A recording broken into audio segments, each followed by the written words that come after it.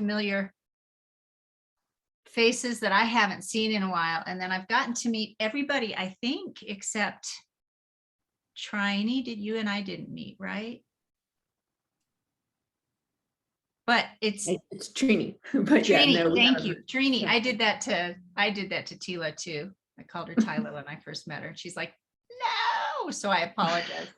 But it's so good to see everyone, and I really appreciate everyone's time. And oh, we got someone else coming in.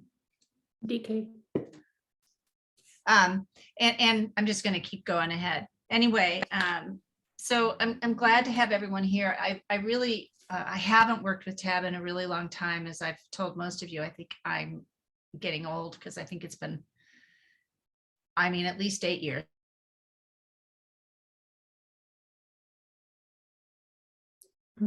Oh, Heidi froze.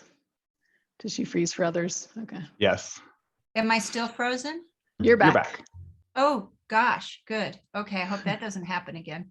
Let me just make sure I'm on the right internet. I am. Yeah, so it's been a while, but it's always a pleasure for me to connect with people who are working hard and volunteering their time to help and advise our city council and do what I think is extra and hard work for the community. So great to meet everyone. I sent the agenda kind of late, but did everybody get it so that you had a chance to see what we're up to? And I know I got a couple of responses from it. Seemed like it was looking okay. But our main objective tonight is to be able to connect together. All of you have some significant restrictions on communication for good reasons, right? So that you have the not as much opportunity to take a step back altogether and step back from doing your work and actually talk about how you do your work and kind of line up and reconnect. And I often talk about mid-course correction. So what is it that's working and what adjustments we might want to make in how we do our work. And so that's what this is all about. And so there's I hope an opportunity to have some conversations you don't normally get to have together, and we might identify some opportunity or a desire to do more of that. That's really your call. So I'm going to just work through the agenda. I tried to be pretty liberal on the time slots so that it could be comfortable and there could be question and more dialogue around things, and maybe something will come up that you want to, think about applying something that we talked about or something like that. So we'll just sort of see how it goes. My job is to make sure we're not here till midnight. So I commit to ending by 10, if not a little bit sooner. So I'll apologize in advance if I cut anything a little bit short, and use a parking lot in case we need to keep moving. Let's just start by having everybody introduce themselves and just who you are and how you're connected to this. Okay. I'm Heidi and I have no skin in the game. I'm the facilitator. So how about Valerie, since you're on my screen first, you go next. Sure, thanks, Heidi. I'm Valerie Watson. I'm the Transportation Planning Division Manager, and I started with the department last year, and it's been a pleasure to work with all of you so far. Here tonight to support Natalie in our presentation later on in this agenda, but I'm really happy to be here tonight. Thanks. Great, thanks, Valerie. And Meredith, do you want to say hi?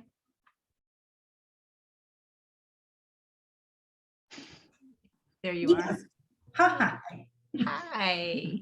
I'm the tab recording secretary. I'm doing action minutes tonight. Thank you. Thank you, Meredith.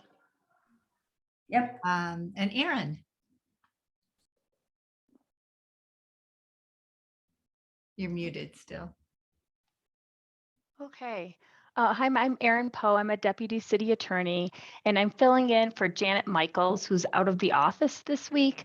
And I apologize. I've tested negative for COVID, but I have something.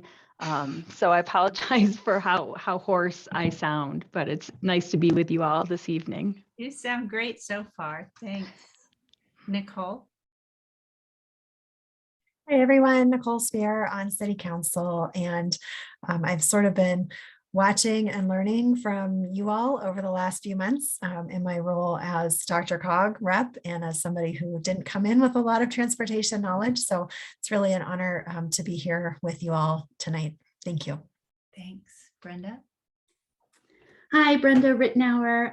I've met most of you, although it's great to get to meet the new faces on TAB. I am part of our communication and engagement department, and I'm also working on a cross-departmental team about, in general, board and commission process improvements, as well as a diversity, inclusion, and equity strategy. So Natalie invited me to come here tonight to share some of the engagement strategies that we have created in support of boards and commissions, as well as the DEI work. Fantastic. Thanks, Brenda. Alex? I'm Alex Weinheimer, entering my 4th year on TAB and serving as the TAB chair. Okay, thanks. Natalie? I'm Natalie Stifler. I'm the interim director of transportation. Great. Trini?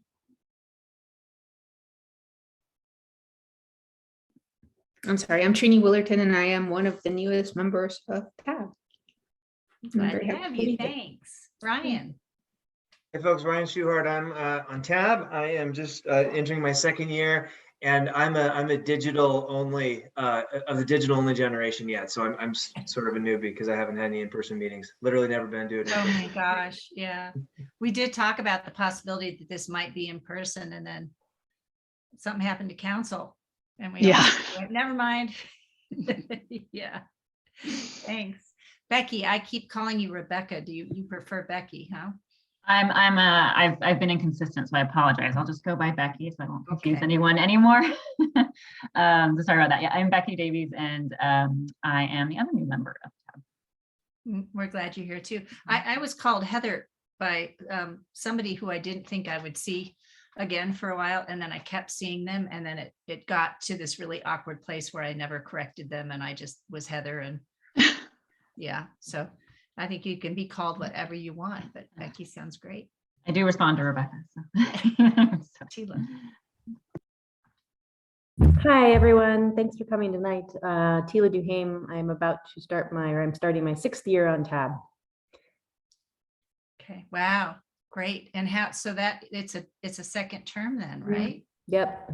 Okay, welcome. So Nathan, just because you're up there kind of hanging out, be good to be introduced. Yeah, hey everyone, Nathan Pope, Senior Transportation Planner. I'm just here as your technical host this evening to make sure Zoom works properly and to make sure that record button is hit, and it has been hit.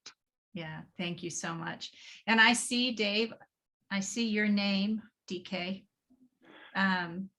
Are you? DK is a member of staff, but I don't believe he's participating in the meeting tonight, so I think I just have him as a member of the public. Gotcha. Okay, I just saw his name, so I wanted to check, but it's there because he is staff, but he's not participating.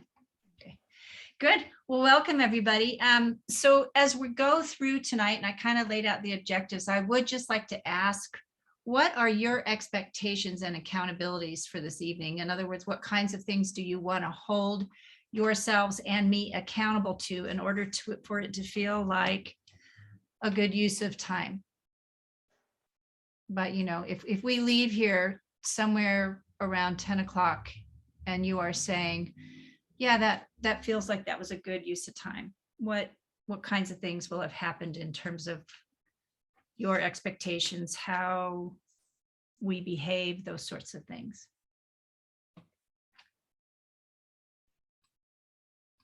Making my job really easy right now.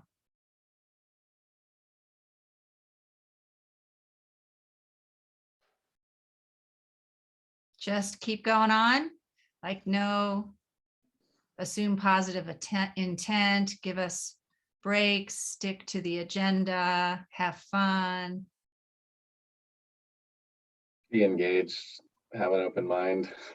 Oh, I love those. Those are wonderful. So being engaged means you're not just, we've all learned that we can kind of do the head nods and keep looking at email or whatever else, right? When we're doing these things. So being engaged really try to fully participate, and the open mind.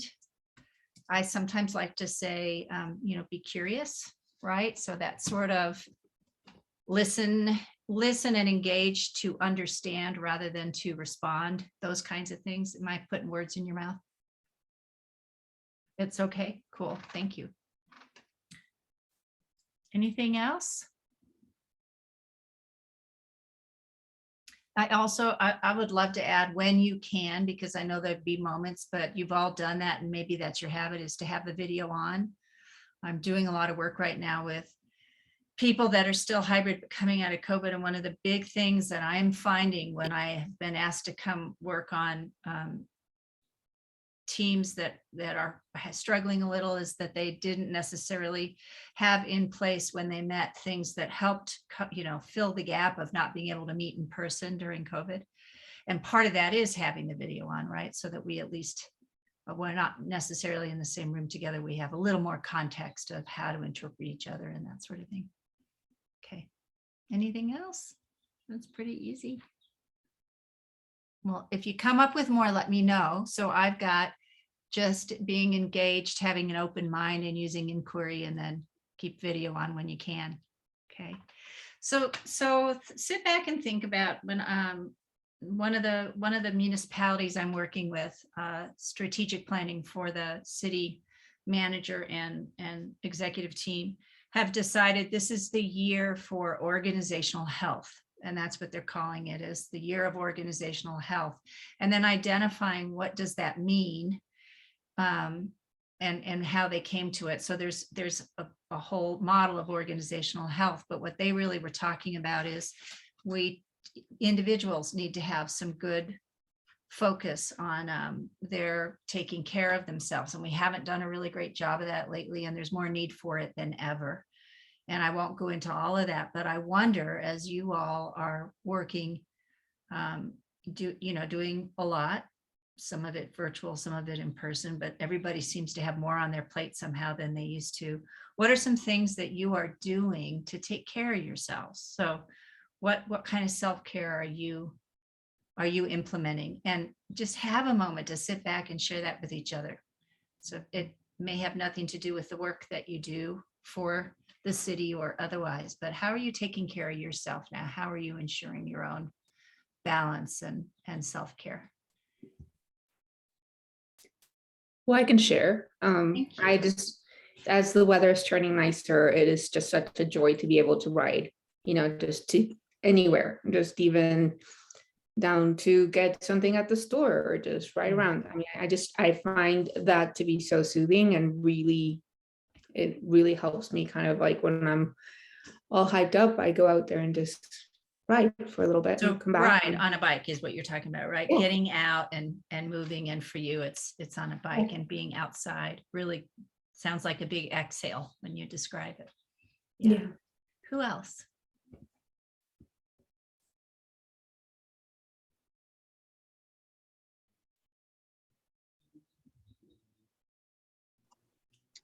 Alex? This time of year, one of my favorite things are all the running water, and I'm fortunate to have a ditch through my condo's backyard, and so I like sitting by that and reading by it, and when it gets hot enough, tubing in that, and just the sound of it's relaxing, the feel of the water's relaxing. So on a night like tonight, before entering a 4-hour meeting, I popped downstairs and stood by the creek for the ditch for a few minutes, and it's soothing and relaxing, and a good way of breaking up. Yeah. It's otherwise spent at the computer for an unhealthy number of hours. Nice. What you're describing there, and there's something about the water and the running water, it sounds like, but not inundating your brain with more, right? So there's some really good research that if we can just not during our breaks check email or get on the phone or read something, but you don't have to meditate. You can, but just to let your brain have a break for even 10 minutes, it increases your ability to focus and pay attention and engage with your brain by like 75%. It's pretty huge. Yeah. So that's awesome. What a great example. Who else?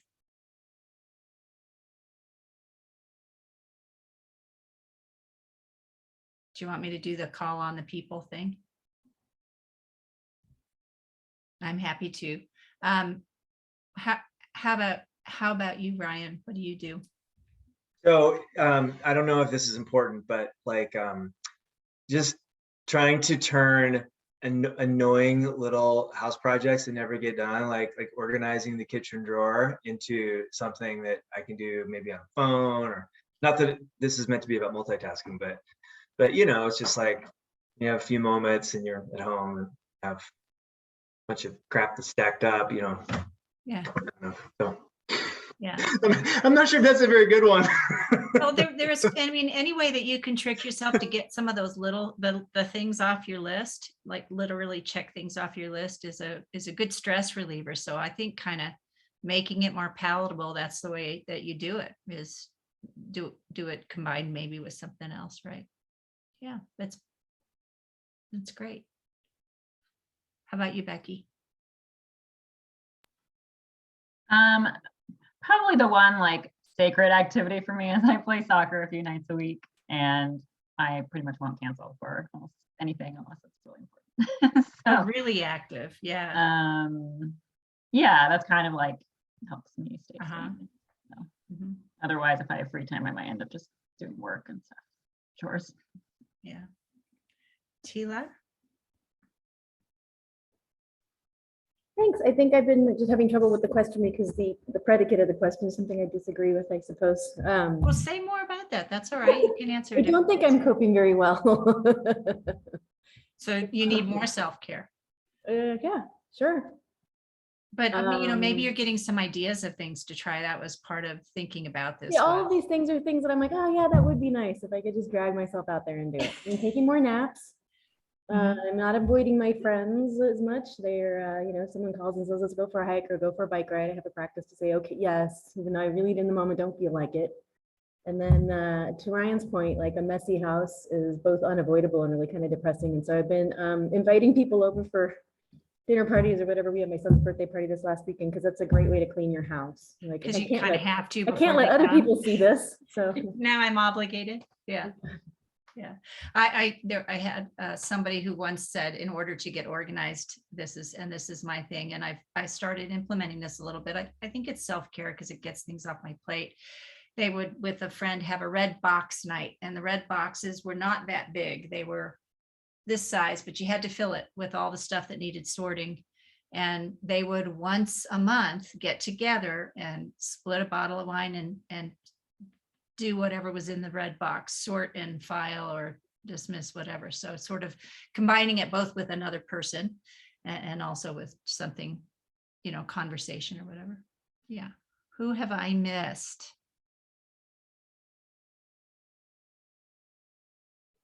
Valerie, I'm just going to go right through the thing. Valerie, what do you do?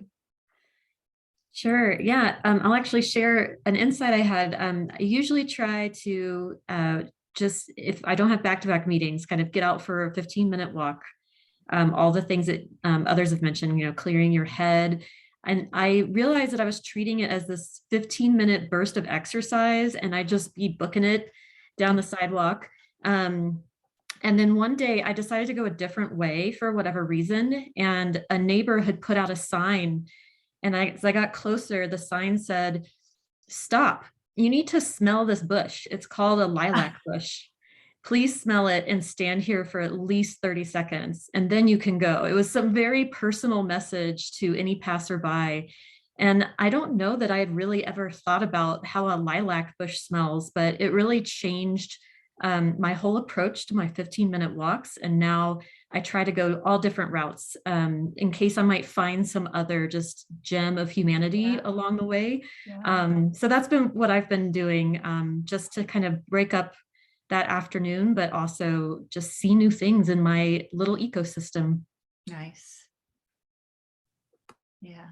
How about you, Nicole? Tila, what you said really resonated with me.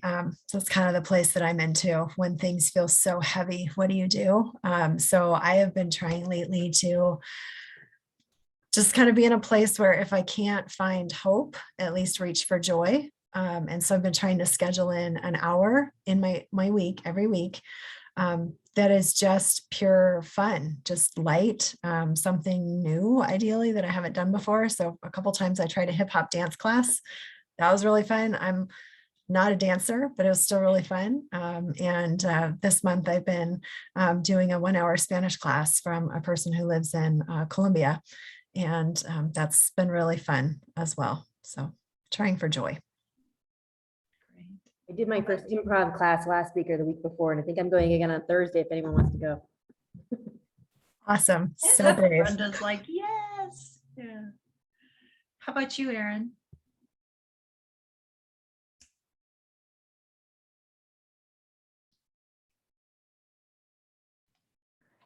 I'm sorry, I'm having trouble unmuting tonight.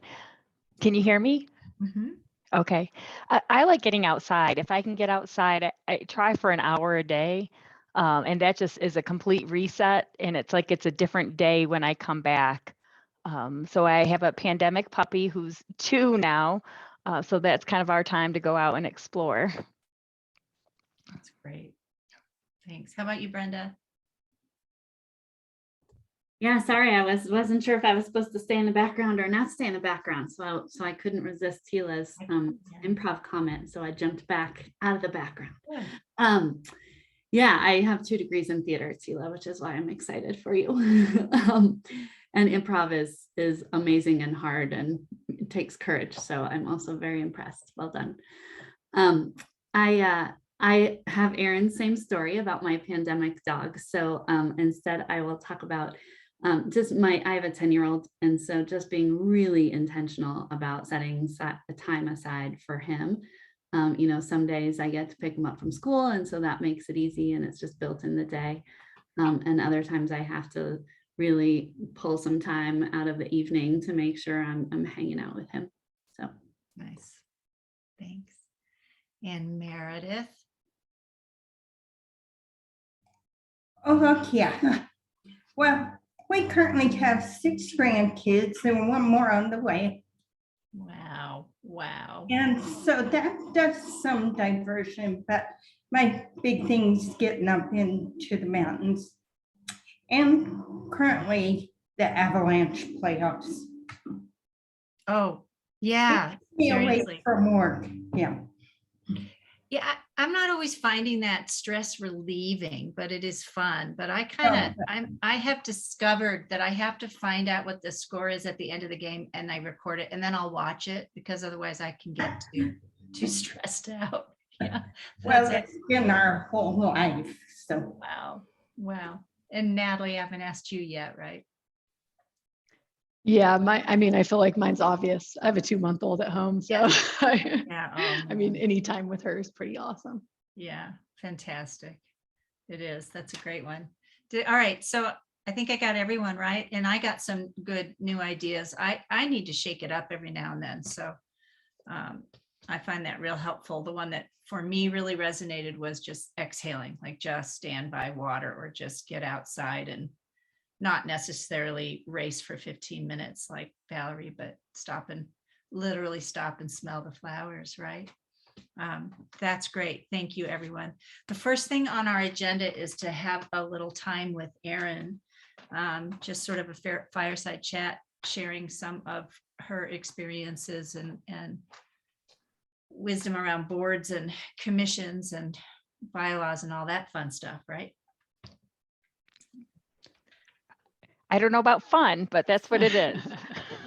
Well, I think that I added that. I didn't tell you all. I added that to the expectations and accountabilities. Have fun, so it's there. But anyway, so I think you introduced yourself already, but it'd be really wonderful. I appreciate your time with us tonight. Yeah, thanks, Erin. And so we're super lucky to have Erin here, and I really appreciate you joining us in place of Janet being able to tonight. So as Heidi said, we're just going to do kind of a fireside chat structure. And so I'm going to ask some questions of Erin, but feel free to kind of chime in with your own questions too along the way if anything just isn't making sense, or if you just have a question for Erin too. She's going to really speak to the role of boards and staff and how we work together, and her experience with other boards and commissions as well. And so I'm hoping that will be valuable for us all. So with that, I'll kick it off with the first question. Erin, can you tell us about what roles you've had with boards? Sure. Right now, I'm the advisor for the Board of Zoning Appeals, BOZA, and the Housing Advisory Board, the Police Oversight Panel, are all kind of my standard boards right now. And when I've represented other departments in the past, I have had TAB and a couple other ones like the Human Rights Commission. But those are my three main ones right now. And on the personal side, my husband is actually on the Downtown Advisory Commission. So I get to hear from him as a board member also. Great, thank you. So how do boards and commissions fit into the city's governance?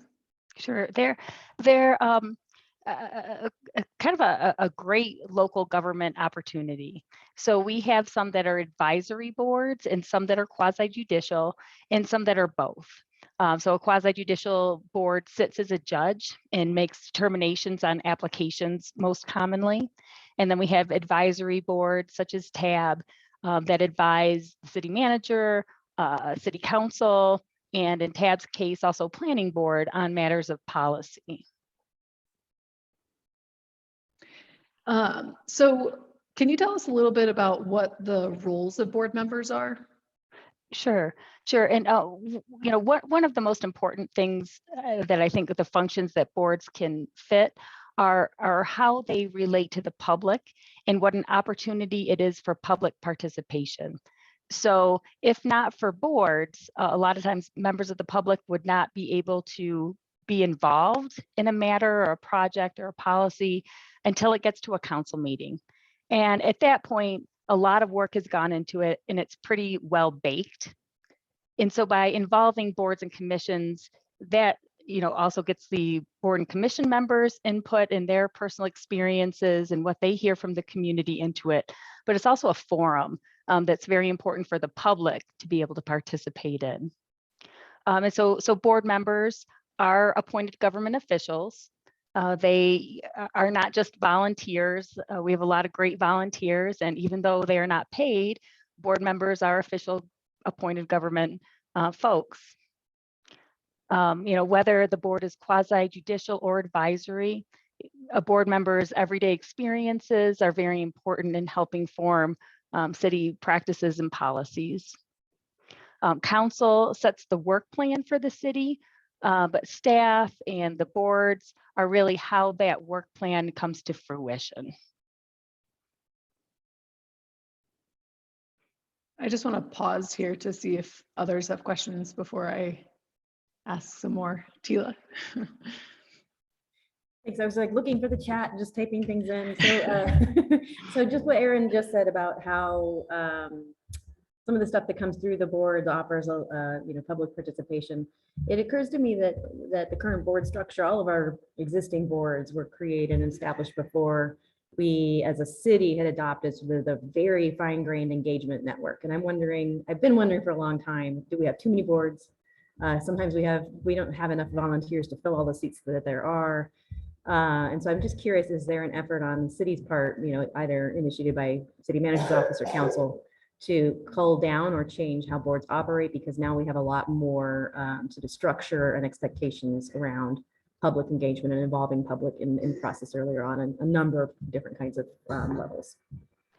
I've not heard of anything about culling boards down. If anything, I think there's been more in the other direction of wanting to get more board and commissions going so that the public can participate. The Police Oversight Panel is a very recent board. HAB is a very recent board. So I think really actually there's more interest in expanding that opportunity, because it really is the public's chance to get involved early on in a project versus hearing about it when a final vote is being taken at council.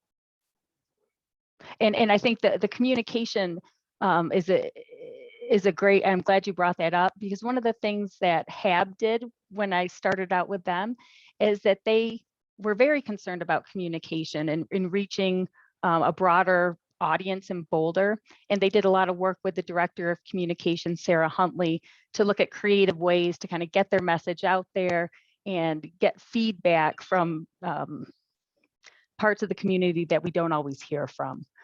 So I think that's really where engagement is going, is trying to hear from more people and not necessarily cutting it away from boards and commissions.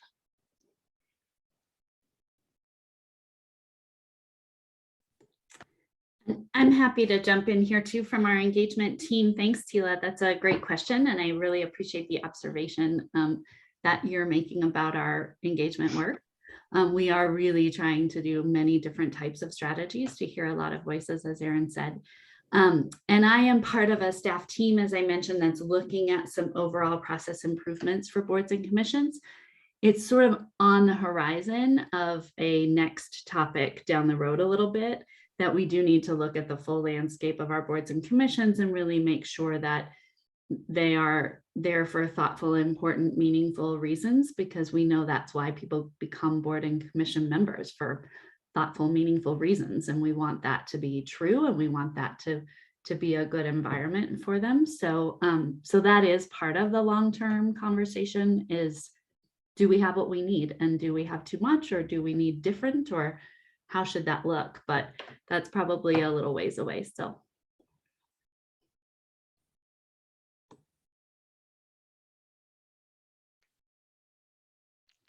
I thought Ryan may have had a hand Yeah, up. Ryan, do you still have something? that Well, yeah, I withdrew because of the time. Maybe I'll ask it because actually I forgot what the question was, but I'm just feeling inspired now that we have Nicole here. Nicole, not to put you too much on the spot yet, and maybe you can answer this later, but I'm just thinking, like, from council's perspective, I mean, TAB is one board that reports to council and a ton of boards, as we just mentioned. And I'm just wondering if from our from council's perspective, is there anything we should know? Like, are there any blown away, or like I guess things that you've seen, council member, from boards, like some relationship that's developed, or some like initiative, or like something that's like, oh yeah, that's a really awesome thing that board did, or just any kind of reflection at this point? I guess it's only been maybe what, 6 months at this point for you.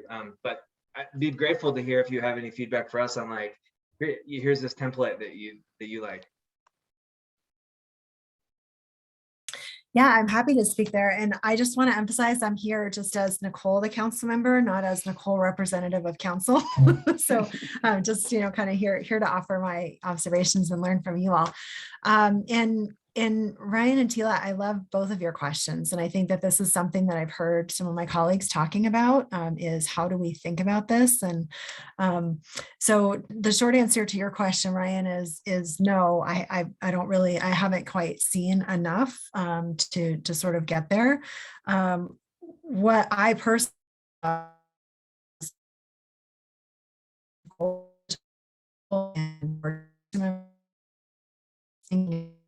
Nicole, I don't know if you can hear me.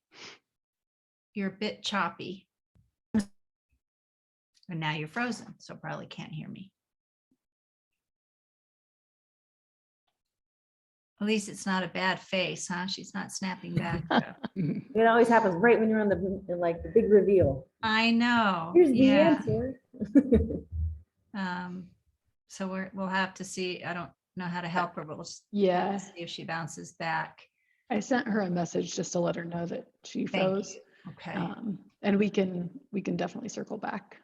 Yeah. To her when she can join us again. Very good question. And yeah, that's why she's here. Part of why she's here. So. Well, we can keep going, and then if she joins us, we'll. Yeah, let's go ahead, and she'll come back. Okay. And I think, Ryan, your question is a really good one. And there's probably going to be lots of kind of discussion around trying for us to kind of figure out what the answer is on that question. So Erin, kind of going back to questions for you, can you tell us or define for us, I guess, what type of board is TAB? Sure. So TAB is an advisory board, which means it advises the city manager, the planning board, and the city council on transportation matters. And the Transportation Advisory Board is a board established by code. So we have a couple like the Open Space Board of Trustees and the Planning Board that actually are in the charter. And so the charter can only be changed by a vote at election of electors, versus the vast majority of boards are enacted by ordinance. So those are like other laws that council passes, and council controls the parameters of a board. Interesting. That's super helpful. So what is the difference between board authority and staff authority? Sure. So I think of our local system is being sort of parallel to the federal system. So like in the federal government, you have an executive branch and a legislative branch. At the city, by charter, we have city council, which is our legislative branch, and we have the city manager, which is also in the charter and who's our executive. So you have city manager, executive column, and that flows down through staff. And then you have city council, which is the legislative branch, which flows down to boards and commissions. And then we deviate a little bit because our city manager is employed by our city council. But that's sort of the difference. And, there are charter sections for the city manager, making the city manager the chief administrative authority in the city. And, city council has its role as well. One of the unique things I think with our system is that even though city council employs the city manager, but by charter that the council and its members, nor committees shall dictate the appointment, retention, or removal or direct or interfere from the work of any officer or employee under the city manager. So while they can influence the work of the city manager, they don't deal directly in supervision of employees. And that's why we have that council not of 5 rule for any matter that's going to take significant amounts of staff time. Council has required of itself 5 members to support that. So if I am kind of like hearing this right, basically staff kind of works for or takes direction from the city manager, and the city manager takes direction from the entire council, and the board's role is to advise council. Correct. Everything sort of ties back to council, but the city manager is one path and boards and commissions are a different path. So it makes boards and commissions, advisory for the most part, not oversight. Okay, thanks. Can I ask a point of yeah. clarification? Yeah, go ahead. And I shouldn't, because I'm probably the most ignorant person in this room, but you're saying advisory to council. Is that right, Erin?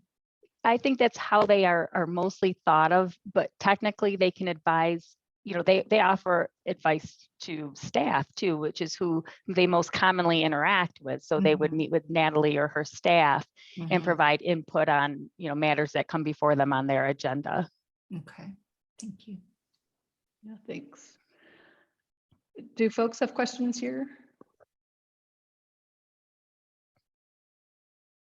All right, I'll keep going then. Can you tell us about some of the most challenging issues that you've seen with boards and commissions? Sure. It's been interesting watching the HAB, the Housing Advisory Board, and the Police Oversight Board start from scratch, because there were some people on HAB who had prior experience with city boards and commissions, but it also drew a lot just from the community, from people who had nonprofit experience or private experience. And one of the challenges I've seen for a lot of board members is realizing how much slower the government operates, because we have transparency, that is our focus. So we have public notice, we have open meetings, and many people come to boards and commissions expecting to be able to act quickly and take direct action, and we just have a much slower process in the public sector.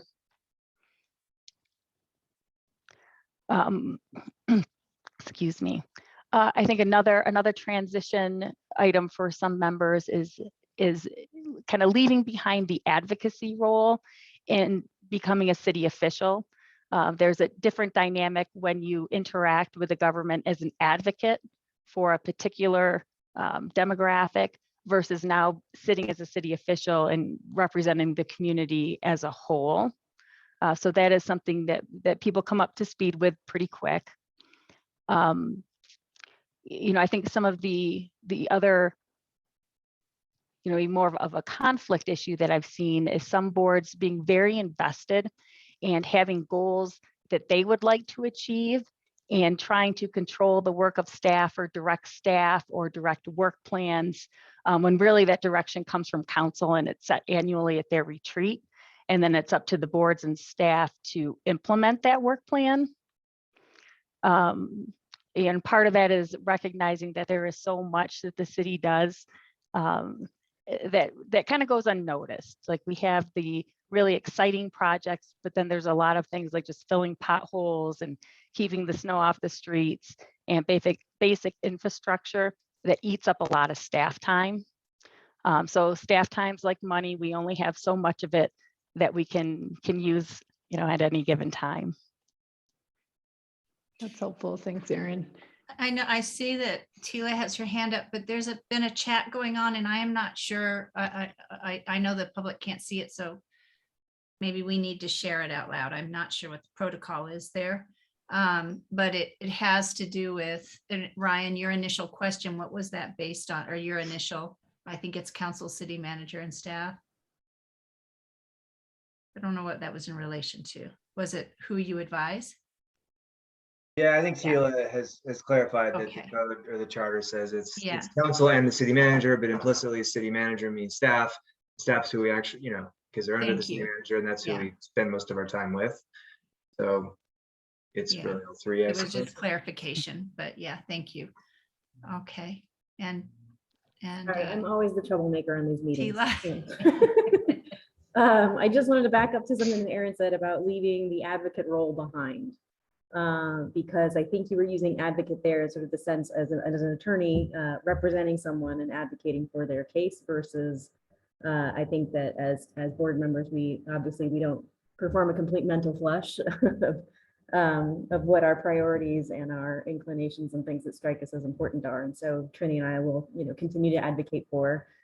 And it's not, I don't think it's a conflict, but we will continue to advocate for changes that make our roads safer for more vulnerable road users. Ryan always comes to us with an eye toward climate change and sort of better efficiency. And he's not saying you have to do it through this, thing. I recognize that if we were to say that you have to advocate for safer streets by going through, it could be me, which is Trini's organization, then that would be overstepping the line. But I just wanted to clarify what advocacy in your comments refer to. Do I have that distinction about right? Yes, and I don't mean to frame it as, you're not advocating for that kind of thing, that there are, there are always special interests. Sometimes people don't realize that it's not all that. And that you'll be asked to chime in and consider and make recommendations on situations that maybe aren't as fun. The budget. You're talking about the budget. Great It's okay. policy or projects that kind of bring people into the government, and then you realize, oh, it's all this boring stuff too. So yeah, board members, I think that's what makes the system great, is that people bring in their outside experiences. And you know what you know, and that's what makes it a great system, is we have 5 extra people with different perspectives and backgrounds to chime in and shape policy. Can I add to that? And I'm sorry to add a little bit of trouble and maybe further, but I have even a sharper perspective on this, which is when I came to apply for the position, there was 9 other extremely qualified people that I competed with, and I ran for the position telling council, I'm here to do a number of things. I'm here because we have got to get serious about climate action and transportation, car dependence, and giving people better options, and a few other things. Council looked at some extremely good people and they said, Ryan, we want you here to do that. And I think that my job is to implement that. And I have to have a broader purview as well, but I believe that I'm accountable to I mean, to the city of Boulder, to our residents, to make that happen. And in a way that is definitely advocacy, in the sense that, you know, there's a job to do.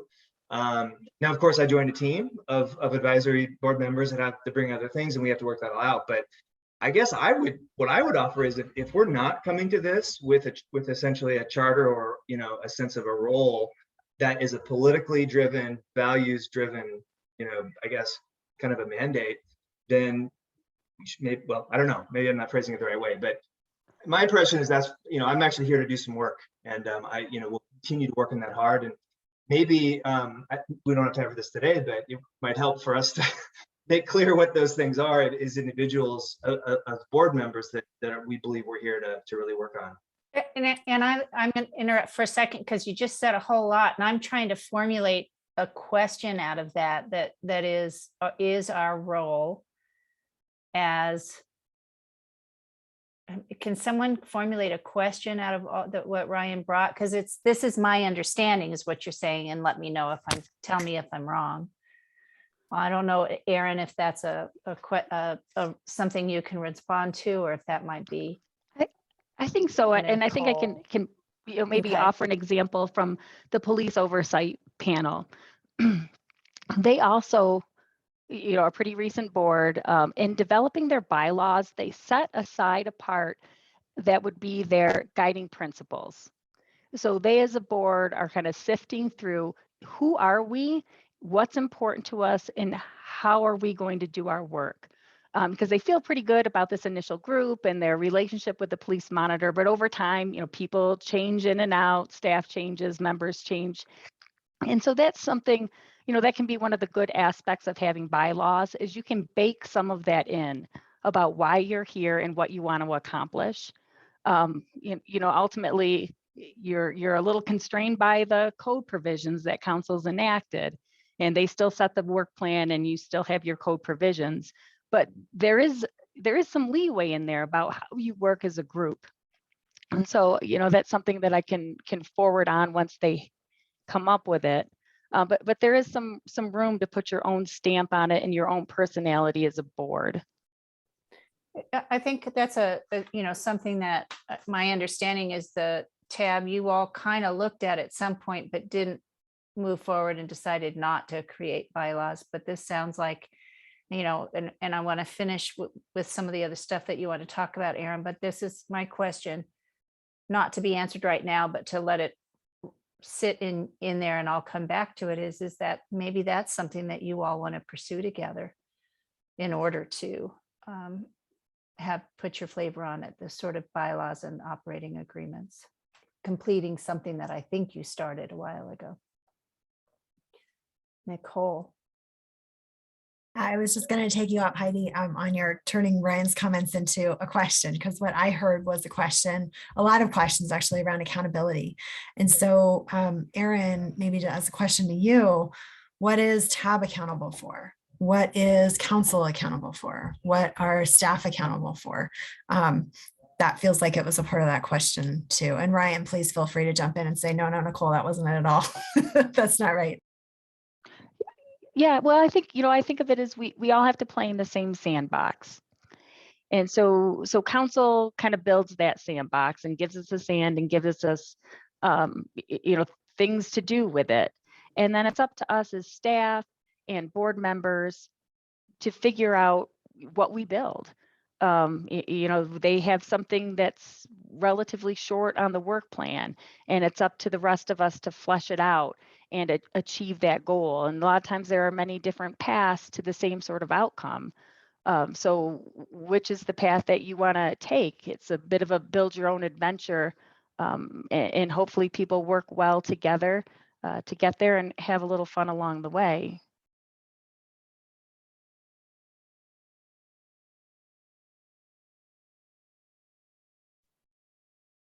Natalie? Well, I wanted to, Ryan, I couldn't tell if you still had, I know you dropped something in the chat. And so did you, oh, you feel, okay, you're good. All right. Anyone else? Okay. So next question for you, Erin, and I know we're going to wrap up on this item soon. So what have you seen in successful board staff relationships? I think one of the key things is understanding what the roles are. What staff role that flows from the city manager, what's the board or commission's role, and how they can influence and make recommendations on policy, to the department and also to council. So people are working under the same understandings that we're separate but equal in a way. I think that helps the relationship and helps with communication. The police oversight panel, I think, has done a really good job with that as they found their way with the police monitor. They've all kind of come up together. So I know we've had many staff changes at the city. So hopefully this is a good time for people to get to know one another or get to know each other again, anew, and find good ways to work with each other with some very, very open information. And I think it's also important for staff to be very clear in what they hope to achieve out of the relationship and provide data and information so that board members know right at the get-go, what's our role in this topic that you're bringing to us.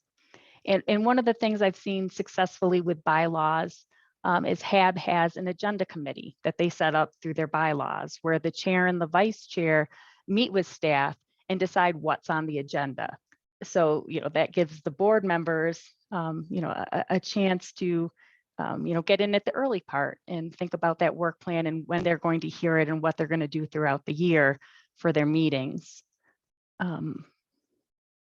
I think it's helpful if the board understands the totality of what the staff is dealing with and what their resource limitations may be, so that if there are miscommunications about how much we can achieve and what resources we have to achieve it, that's an open dialogue, and so that people know what limitations there are before they get their heart set on a certain path.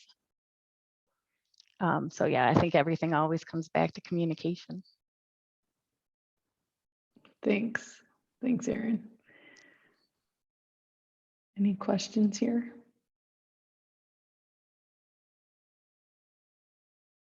Okay. All right, Heidi, we'll hand it back to you then. Thank you. Yeah, Okay, thanks, yeah, Erin. thank you. And I want to just say, there's, Brenda is reminding us in the chat that the public can't see it. So we need to make sure that we're sharing whatever goes in there so that the public can hear. And I think what came up, just the only thing that we haven't talked about was Ryan really just trying to summarize his understanding that individual board members, at least in some cases appointed by council, are there in order to advance specific political and values oriented goals. Right, that you were articulating what it was you were trying concisely to say what you were trying to say. I think we've talked about that. So thank you very much. All right, so what do you think? I posed a question kind of toward the end of that, but in the middle of it, about, does this, listening to some of what Erin was talking about, does it make you want to recircle and revisit your own bylaws as a way of building your sort of how you do this work, and bylaws and operating agreements that you want to hold yourselves accountable to, or you want to be able to express your overarching intentions or passions or interests or whatever might come up? Tila? Yeah, I'm going to jump in here just because I'm not sure how much Becky and Trini know about the background on that. So just to fill in some gaps, we don't have a specific set of bylaws. Some boards do, some boards don't. Around the year 2000, someone in the city attorney's office did a draft of bylaws for TAB. I don't know even who was on TAB at that time, but it just ended up being a draft somewhere. And within the last couple of years, it's been there have been times when it was unclear sort of how much control basically TAB members of TAB and the chair controlled the agenda or items on the agenda or people who were coming to the meeting to speak, and not just as a member of the public, but to sort of present to TAB. And so that kind of rekindled an interest in it. And so Natalie and Erica Vandenbrand and I spent several months passing back and forth iterations of that draft. It was shared a couple of times with TAB. It's not hugely long, it's maybe 4 pages, but it's pretty dense stuff. And it just kind of seemed, we didn't really decide not to adopt them. We just kind of decided it was just, no one was getting to do the thinking in between the meetings and considering about it. And we were kind of in a time when our meetings were going pretty darn late and no one really had the brain power for extra stuff. And we thought, well, maybe this feels like more retreaty kind of thinking to do. So that's kind of where it is at. I guess the main question behind, should we do it or shouldn't we, is, are we over that, bit of friction and confusion? Is our current sort of system, even though we don't have bylaws, working sufficiently well? And I would really like to hear from Alex and Ryan on that, because they've kind of seen what happened and what's working now. So, but that's the background. Okay, Alex? I think we're past some of the friction that was taking place when you, I think, put in a lot of work into that. I think we were coming off the heels of a contentious project on 28th Street where the then TAB chair and vice chair went rushing to the city attorney's office, and the department leadership went rushing to the city attorney's office, each with different hopes for how involved TAB was going to be in that process and whether a public hearing was going to take place or not. And that's not something that has recurred to my knowledge since then. And there's also an aspiration of one TAB member at the time to have a community check-in where we take time on our agenda to discuss a matter that's been brought forward to us by a member of the community. And it sounds like the city attorney's office expressed some reluctance to do that because it might provide a sense of favoritism from members of the community that are more, the TAB members are more familiar with. And so I don't really get the sense reading recently the draft operating procedures that those really, that there still isn't the opportunity for favoritism, or that it really solves the getting something on the agenda or not question. And so to me, it feels like we might actually be solving much by going through with those. And there are other causes of tension that are worth discussing before I'd feel comfortable really feeling like we've got a finished product. I wonder, and we can talk more about that, Alex. I don't know, Aaron, if you have any experience with or kind of opinion on boards that have bylaws and boards that don't. Like, even when things are going well, is it helpful to have those in the background? That's my first question. And then my second question would, I think, be for TAB members, in that, one of the things, Aaron, you talked about with the police oversight committee is that the bylaws were more than kind of just rules of procedure, but really got to like how the TAB or the board wants to work together, and like what they're excited about, what they want to work on. And so, I guess my question for TAB would be, would that be something that would also be of interest once maybe we all feel like there's better clarity on what TAB's role is, or that helps us, define that better?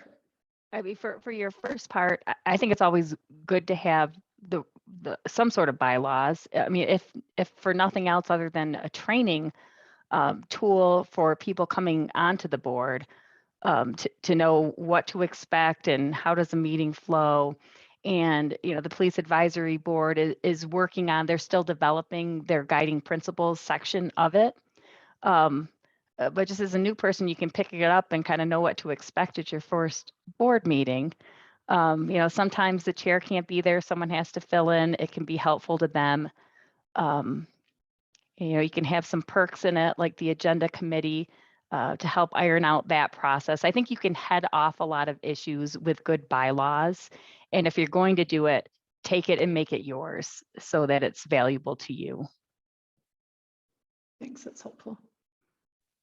Yeah, Oh, go ahead. Sorry, go ahead. I'm interrupting somebody. Was it you, Ryan? Well, it was Ryan. Earlier we were, Tila said maybe I should weigh in on the where we were before, because I was somewhat part of it, but I don't know, how are we on time? Can I keep going? You're on mute, I think, Heidi. We're good. We're good, Ryan. Okay. Thank you. I opened something else instead of unmuting. We are okay on time. Yeah. Okay, I just wanted to concur, going back to the question of like, how do the members feel that had gone through this in part? And I would concur with Alex. I'm grateful, Tila, for the work that you did with Erica. It seemed like the right approach at the time, what we were going through. But I mean, I think if it seems to me that the question now is, how do we really sync up with teamwork and like just work productively together? And to me, that is, there's some really important exercises we could do to sync up on like strategic planning and visioning, and having developing a shared sense of what do we think is important. To me, bylaws is going kind of the opposite direction. It's creating more rules and like less, like more formality. And I don't think that's like what I'm as excited about. And if we have extra time to spend on that, I'd love for us to use some of that to work on some of these, I guess just putting the time into developing some kind of like strategic planning together on some of these TMP goals that we don't yet have a shared sense of how do we achieve change that we all can say together. To me, that's a very top priority. We don't seem to have much time for it, so I'd rather put the effort there. Second thing is, as we just established, TAB is mostly accountable to council, and if the effort is to well, council and city manager, and if the idea is to like develop more structure, then I would say we should think more about the relationship with council and with the city manager, and because that's just where I think we have the most. I mean, we just discussed that's where we have the most accountability too. So anyway, I'm fine with just kind of like keeping it on the back burner for now, but I'm also flexible. Okay. Tila? Yeah, Ryan, thanks. To the last point about it, the draft that we have really isn't talking too much about how we interact with council, and that's definitely something I would want to revisit if we did pick this up, because it was not, it's not complete for sure.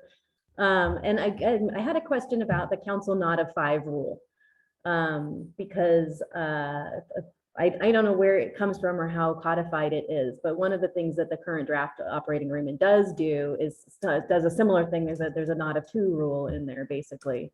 So occasionally one member of CAB will have a really great idea and want to pursue it, and it might represent an extra work on staff, or it might not really sound like much of a priority to the other members of CAB. But if you can talk at least one other member of CAB into sticking it on the agenda in the next meeting, then it goes on the next agenda meeting. But we could just do that informally. And so I'm just wondering how the not of 5 on city council came about. Where is it? Where does it reside? Is it just sort of tradition? Because we could do the same thing for us without having to really rehash the whole operating agreement. So the council rules of procedure are in the code. You can find them there. And let's see, they are in 2.3. So and you're then saying the not of 5 is in those rules. It is spelled out. Correct. Okay. I believe so. Yep. That's what I was trying to ask. Yep. Council procedures. And if you don't know where to find them, they're in the Muni code under 2-3 at the very end.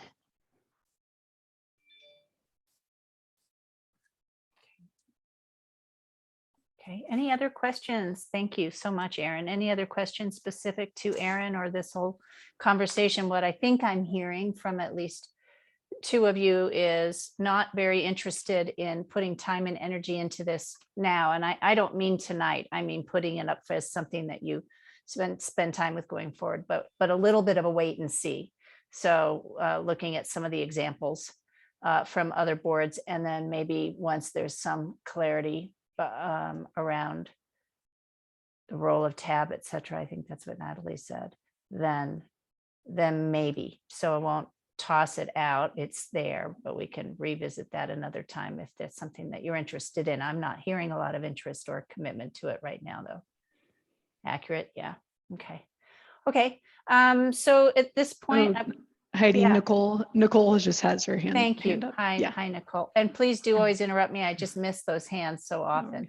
No Yeah. worries. This was, I just, while Erin is here and Erin, I've got your attention. I know in our city council handbook, it talks specifically about how boards and commissions can kind of pose, kind of like Tila, what you were talking to about the not a 5 and that sort of thing. My understanding is that if a board or commission of majority support, kind of wanting to do something or requesting some more work from staff, that majority decision then goes to council to see if there's a not a 5 on council to direct that staff time and effort. Is that correct? So it's not like it goes straight from boards and commissions to staff, but rather kind of goes up through council and then would come down to staff. Yes, that's a great clarification. No matter how many people on the board vote for it, they still can't direct staff. It would have to go back to the city council. They could always make a recommendation or a request of staff, but it would still go for that council not of 5. Thank you. Okay, thanks, Erin. Okay, great. Anything else? We're going to shift gears and shift to you next, Nicole. So I want to just make sure before we do that, that there's not anything else while we have Erin here. And thank you so much for your time, Erin. It's really been great. Appreciate it. Okay, thanks. All right, Nicole, any introduction you want to do for Nicole, Natalie? Yes, and sorry, I was just making sure I was unmuted. Yeah, thank you so much, Nicole, Councilmember Spear, for being here. We really appreciate you taking the time to join us and learn, you know, what we're working on with TAB, and we appreciate just the insights and your perspective as a council member. So thank you. Awesome. Well, thank you all. It's truly an honor to be here with you. And I just have really greatly appreciated. I know that you don't always see me at the meetings because sometimes I listen to them after, but you are a wealth of information. I've been learning a lot from all of you. It's really helpful for me, especially with my Dr. Cog role.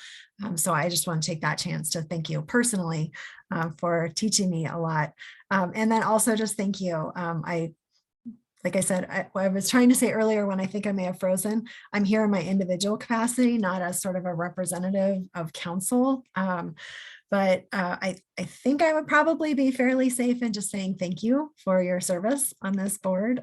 TAB members, I know I greatly appreciate you. I am certain that my colleagues do as well. You're taking time away from your families, your jobs, your personal lives, rest and self-care, like we talked about earlier. You're not getting paid. You're here purely for your love of our community and your commitment to kind of helping our city be its best. And I just greatly appreciate that. And just wanted to thank you. So like I said, I'm coming here in my individual capacity tonight, not on behalf of council. What I just wanted to do was to share some of my professional observations as somebody who's observed some of your meetings now for a few months. And coming from my perspective of having led and managed teams for over 25 years, and I played a lot of sports when I was younger, so being a part of teams as well. And then just my personal experience on various boards and subcommittees and things, and then my personal perspective as a member of council. Tila and Ryan, I think you didn't quite realize you were setting me up so well for this conversation, but earlier, Tila, you asked about sort of boards. Do we have too many boards? Are they doing the right things? That kind of thing. And Ryan, you were asking what I've seen boards do really well. So far, I don't think I've quite been here long enough to see, you know, some really great examples of what boards have done in terms of bringing things forward. I expect that I will get there in the next 6 to 12 months, but I'm not there quite yet. But what I was hoping to just share with you is just some observations around how, you know, what I've observed in terms of board staff interactions, what I sort of see from my council seat in terms of how, you know, council is and is not using feedback from boards. And just try to learn from you all as well. What can I do as sort of a transportation focused member of council to really help advocate for the work that you all are doing as board members and staff here? Does anybody have any questions so far? Okay. Really appreciate you being here. Yeah, no, I'm really grateful to you all for letting me be here and learn from you. It really is helpful to me. So just some of the kind of things that I've noticed listening in on some of your meetings. First of all, even being here tonight, I can sense that you all feel the same urgency that I feel, and that prompted me to run for council. Urgency around the climate catastrophe that we're dealing with, urgency in terms of needing to shift our behavior much faster than I think humans have ever shifted their behavior before. And also just sort of recognizing, as you all are frequent users of our bike paths and our bus systems and things like that, the fact that we're still kind of far away from our Vision Zero goals, right? We're still having people injured on our roads, and you know, so I can tell that, you know, in all of you, and I think that staff, you're coming from a similar place of feeling all this urgency. I have noticed that you all are all really exceptional in terms of your expertise and the perspectives that you are bringing. So that I just wanted to commend you for that as well. I greatly appreciate all of the perspectives that you're bringing here. And it's clear, because I've heard you all mention it a number of times, that you're really interested in helping the city meet its TMP goals, which I think is exactly why you're on the Transportation Advisory Board. One of the things that I've noticed being on council is that, and this isn't just specific to TAB, and Tila gets to your question about boards and commissions, it feels like we're not always clear on what it is that we're asking boards to do and the kind of feedback to provide. And that to me feels like a challenge that, I as a council member, for example, am not always being clear about what type of information or feedback I would like to have from a board. So, I think that's something that I've noticed. And I think that translates to a lack of clarity around kind of the goals and the outcomes and the roles, specifically within TAB now, just kind of thinking specifically in TAB. That, it seems like there was one meeting, I think it may have been the first one that I attended a few months ago, where I got the sense that that TAB was a little bit like a teacher with a red pen, kind of correcting, some of the stuff that was going on in staff designs and things like that, right? And that, to me, was a little surprising just coming in, because that wasn't a role that I was expecting, TAB to have, and so I think it's one of those places where just trying to understand, right? Trying to get us all focused on the same goals and outcomes. And I mean that not just in this group right now, but council, staff, and boards, the degree to which we can all get aligned on what it is we're trying to accomplish and what each of our different roles are, the much faster we're going to get to our goal. I noticed that there's a lot of different levels of feedback that are being given. Sometimes it's design feedback, sometimes it's policy feedback. It's a little bit mixed. And I think for me, that was another reflection that council doesn't always do. Or that at least I can't speak for council. Council could do a better job of trying to make sure that we're giving that kind of feedback that helps people bring or helps focus people's thinking and discussions. And then I also have just observed, and I think I've heard some of you allude to this tonight, so it's probably not a surprise, but that there's sometimes this tension that's apparent in your conversations, where it feels like folks aren't always kind of working together, that sometimes people are, I use a rowboat analogy a lot, talking about teams, right? We're rowing in different directions. And when you're rowing in different directions, it's really hard to kind of head in one direction, because you're all kind of pulling in different places. And I think that the last thing that I've noticed that I work on with a lot of my teams and work a lot is trust. And it feels like there's at times a bit of a lack of trust in the group. And I say that not just in sort of trusting that people are always presenting accurate information, but also trust in that if somebody is raising a concern or, even just saying, hey, what you just said didn't feel really good, that it feels like that's sometimes not spoken, that it just sort of sits there and creates a little bit of tension. I don't know if I explained that well. Sorry, I'm getting to the point of night where I usually have a second dose of caffeine. I have the Focus same my thoughts. thing. So I think you're clear, and I have the same thing about sometimes I need to sort of check it at this time of night, but I do want to make sure. Are you talking about tab with tab or tab and staff as you're watching those meetings? Yeah, I'm talking about everybody All of that, together. okay. So everyone Yeah. together, that it feels like there's not kind of the trust and openness that allows for disagreement in a way that's really productive, right? I often tell my teams that if everybody's agreeing with me, you either don't understand me or you're not being honest with me. There should never be a case where you're agreeing with everything I'm saying, right? And so I think there's a trust in being able to speak the places where there's disagreement, right? And then there's also sort of a trust that when we're coming in to work as a team, we all have good intentions, and we're all there trying to achieve the same goal, that we're all committed to achieving the same goal. And that's sort of what I've noticed sometimes feels like it's missing in some of the conversations.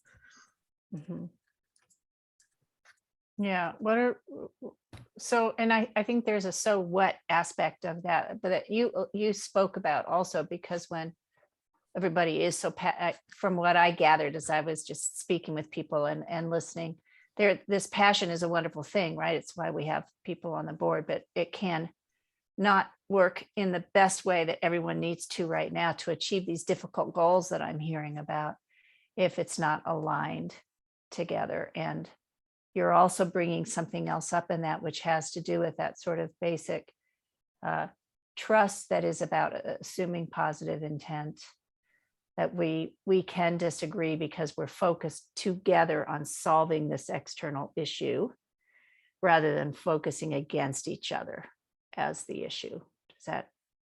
That's part of what I'm hearing. I'm not trying to put words in your mouth.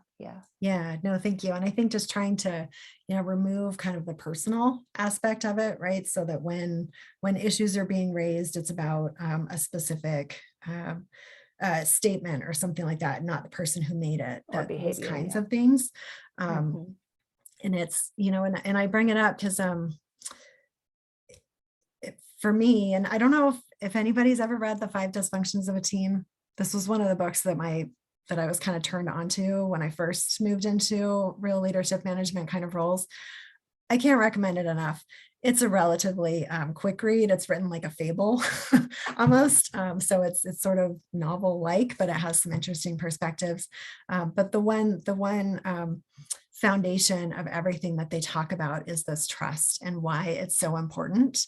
And I think that's why I wanted to raise this one with you, because we are all feeling this urgency of needing to move a lot faster than we are moving, and what we're trying to do is move something that's really big and has hundreds of years of history behind it. So that's also really hard.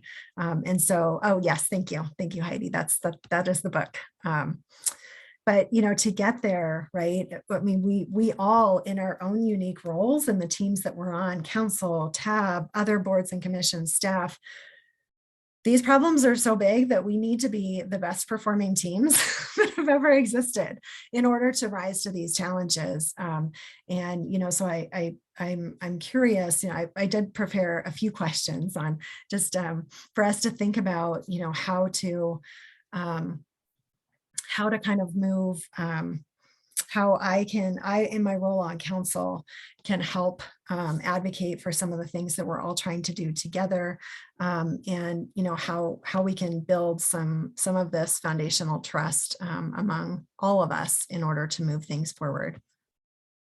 Can I ask a question of everyone? Because I appreciate the points you're making, and it's brave to me with some of the points you're making, but I want to check with tab members. Does anything seem off? Are you surprised by some of what Nicole is sharing that she has observed or kind of noticed, or wondered about in the meetings? Or is it, yeah, Tila? I really loved the teacher with the red pen analogy because I think you're right. Is that okay? Is that not okay? I don't know. I remember about a year ago, a little over a year ago, I think it was Garrett who said, you know, sometimes we have this plan, this idea, and then we put it through the tab filter. Like, you know, what is tab gonna say? And Mark and I both, McIntyre and I both thought, good, you should do that before getting here, so we don't have to say it out loud. But maybe that's something that we should not be doing, or a role do you think we've overstepped? And then what surprised me was, you know, Nicole, I don't know, obviously they recorded, maybe you're going back and listening or whatever, but it surprised me that you would pick up on that tension. Maybe I'm used to a lot higher level of stress in my life, or that kind of interpersonal stuff just doesn't get to me, but I was very surprised that you would pick up on that.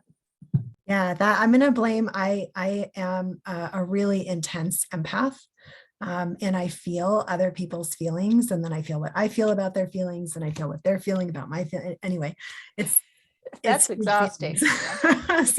So it is something that, I mean, if there is an iota of tension in something, I am feeling it and keying in on it. And it has been helpful in some of my outside of council kind of team building sort of things, but yeah, it's it's there. I don't know that most people would.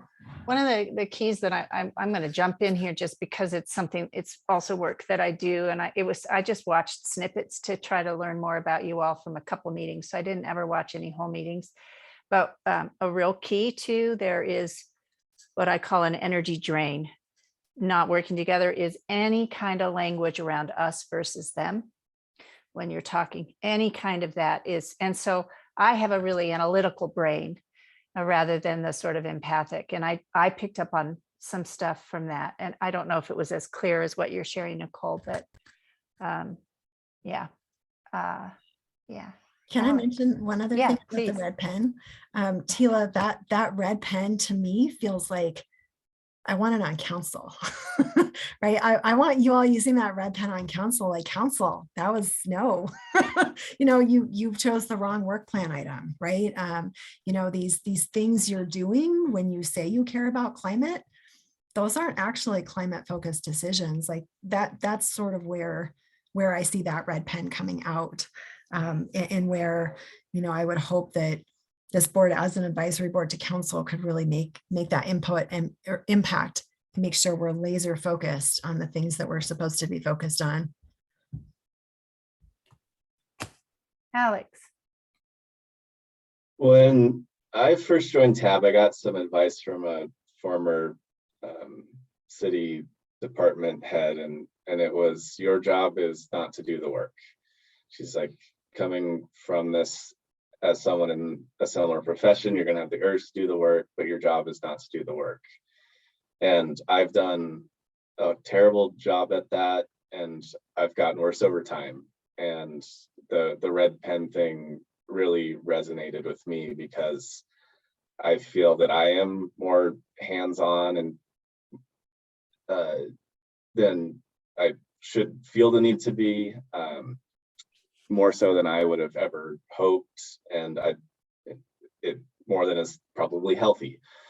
But in my first year on TAB, that's where the distrust began, and it was impossible to sit by as a bystander and be told that we can't do all these different things when I spend 40+ hours a week doing them. And a little bit of red pen has gotten us from inaction to delivering something meaningful for the community in a couple different cases. And so I don't think it's anything I've acknowledged with this group before. It is uncomfortable to get out the red pen, but I'm glad I have, and I will continue to do so whenever I see an opportunity. And I might not be willing to share that if it wasn't for a lot of the things that Erica said earlier this year in one of her final meetings about the department retrospective. I felt very heard when she shared some of her insights from what's gone wrong in recent years, and the actions that department leadership thought were necessary to avoid some of those experiences that weren't always positive for everyone involved.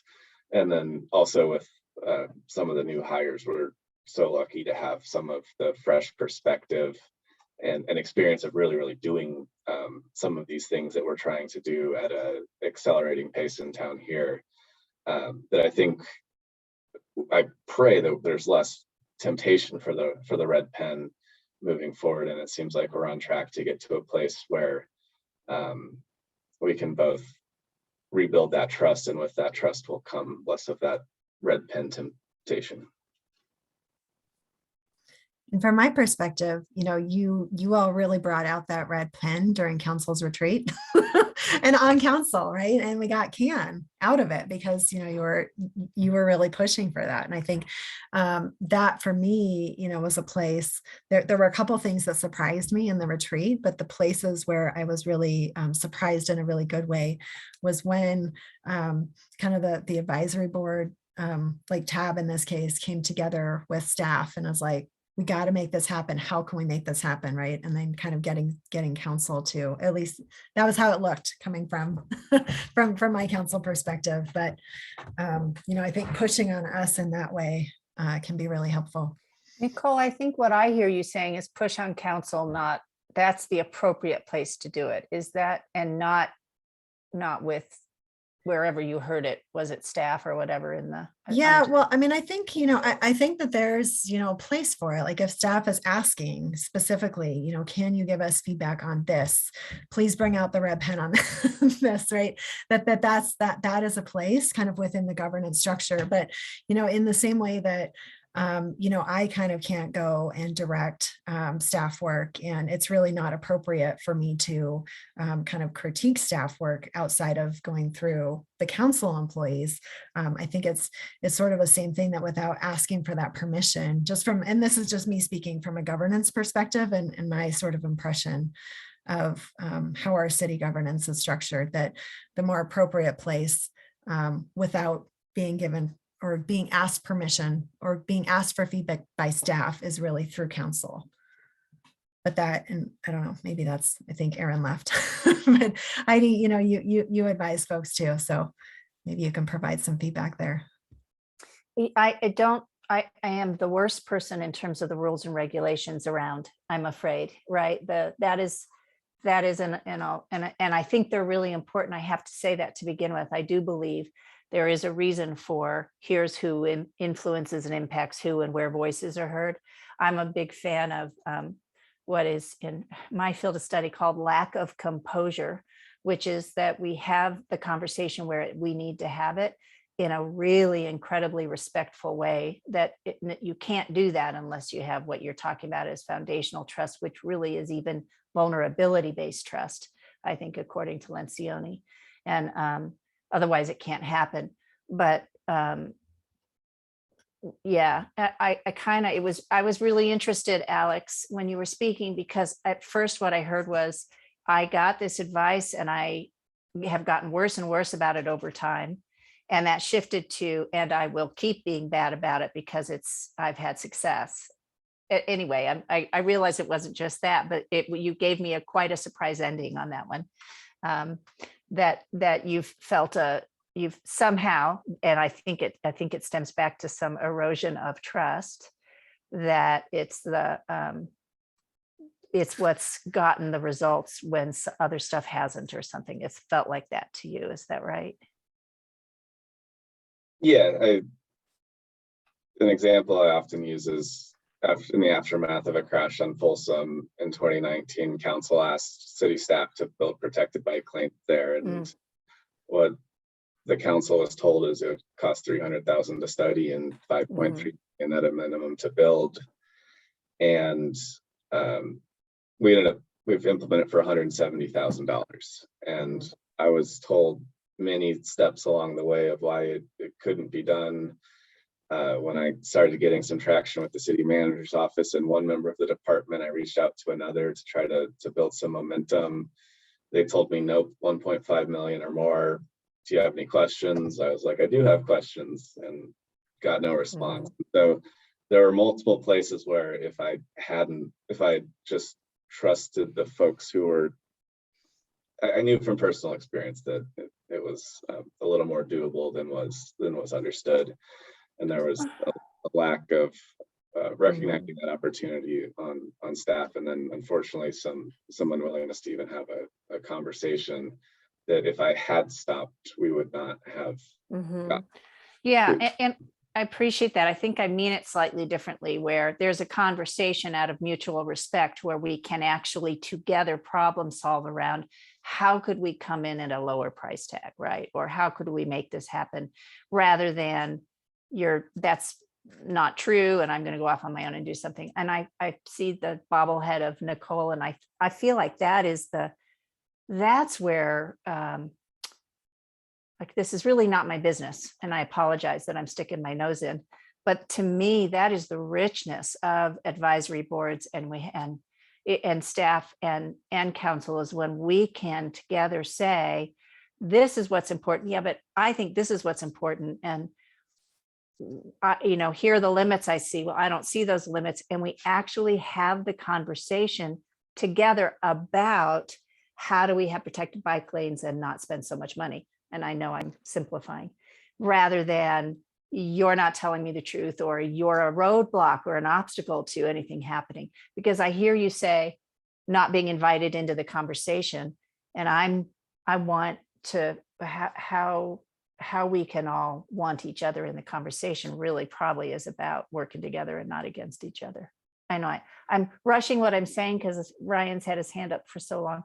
I know it's mechanical, but it's making me feel like you're getting tired and you need to have a say. So I'm going to be quiet and call on Ryan. Ryan, you're muted. Oh, yeah. I just wanted to respond to Nicole. I think she sort of asked Tab for feedback on it, but Trini or Becky, or do either of you want to go first on just comments for Nicole? Not to put you on the spot, but I've talked more. Yeah. Okay.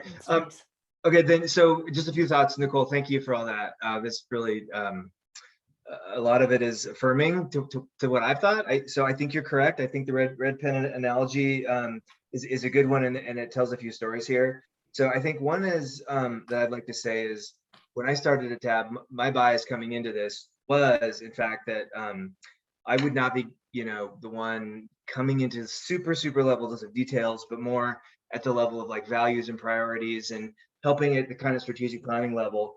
And I, attended the first meeting and the second meeting and third and fourth and fifth and sixth. And then I was kind of getting to the point of like, when do we get to talk about that stuff? Like, when is this going to happen? And it hasn't. And I in one chapter in my career prior, I did essentially corporate consulting, in which the service offering was alignment building, literally bringing teams together to do the work of facilitating alignment and having that sort of creating that cohesion.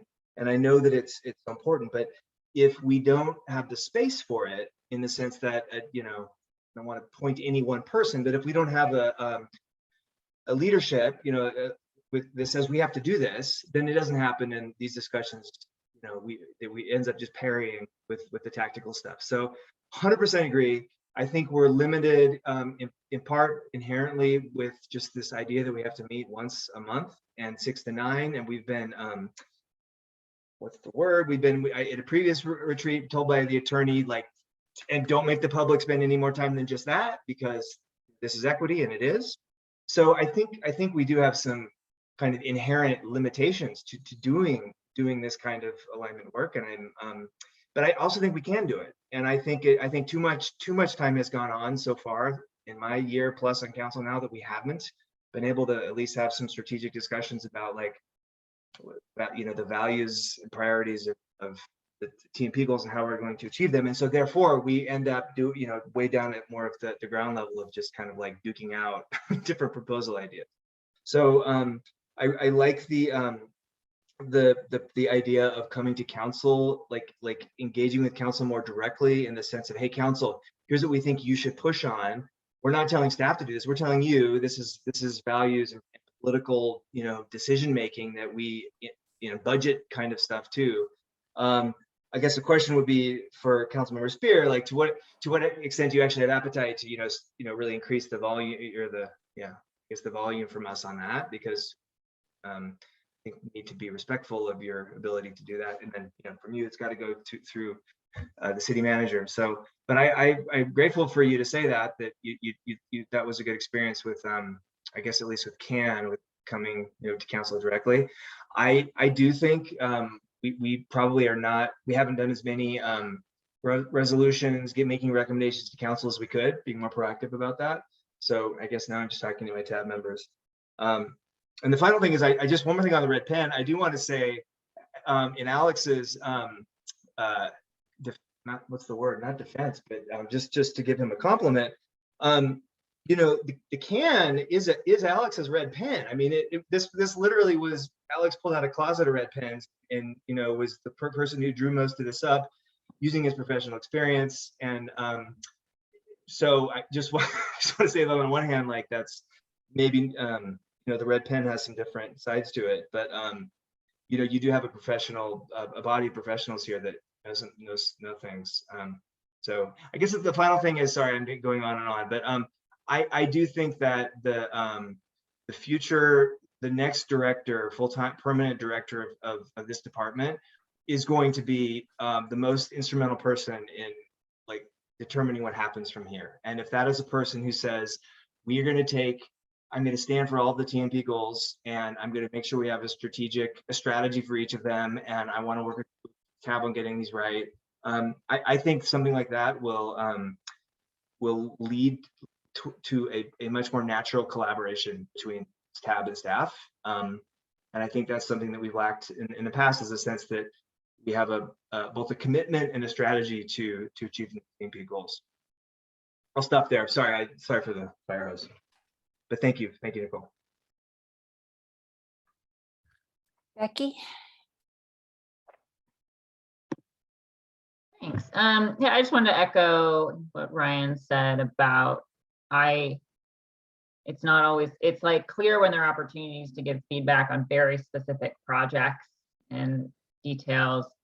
But I mean, I'm new, so I don't have nearly as much perspective to reference, but I've sort of been waiting to understand where do we talk about sort of that strategy, and where am I supposed to say things I actually feel slightly more knowledgeable about, as far as just bigger picture.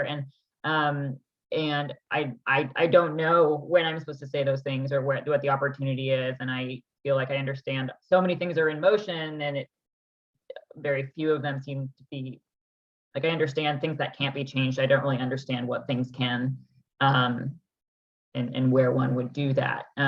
So yeah, I guess it's just hard to know. And maybe also it's the timing of, there's the work plan, council's work plans put in place, and then you join a board, and then you're told, okay, this is the work plan. And so you're not really sure if you're like, what feedback do you give on something that's already been decided? Not that I have any major comment on that at this point, but yeah, just that sort of, I just don't always understand like where I actually can be effective. I'm not really clear yet on where I can be useful, to be frank. Yeah, thank you. And is there any, because I think I don't think we don't have Aaron here anymore, right? Nicole, are you able to give any clarity on that, or your understanding of that, or? Yeah, I mean, it's about as clear as mud, perhaps, right? So, I think that this is one of those things that, we don't necessarily have a great, sorry, let me change that to I don't have a great understanding of, where Tab kind of sees its unique ability, right? This group of people that you have together right now, given what's on council's work plan, given what's coming up, where do you feel like you can give us that feedback, or where can you push us? Because that, I feel, would be a really a valuable thing for me as a council member, and I would expect for some of my colleagues as well, for you all to come to us and say, hey, given what we're working with, here's what, we think in collaboration, with staff, here's what we think our group can offer to you. Can you please set up some criteria so that, we know when we get to weigh in on these things, because I don't even know that that really exists at this point, does it? I don't think it does. I think just having, and I don't know if this is some discussions, within TAB and within this group here with staff.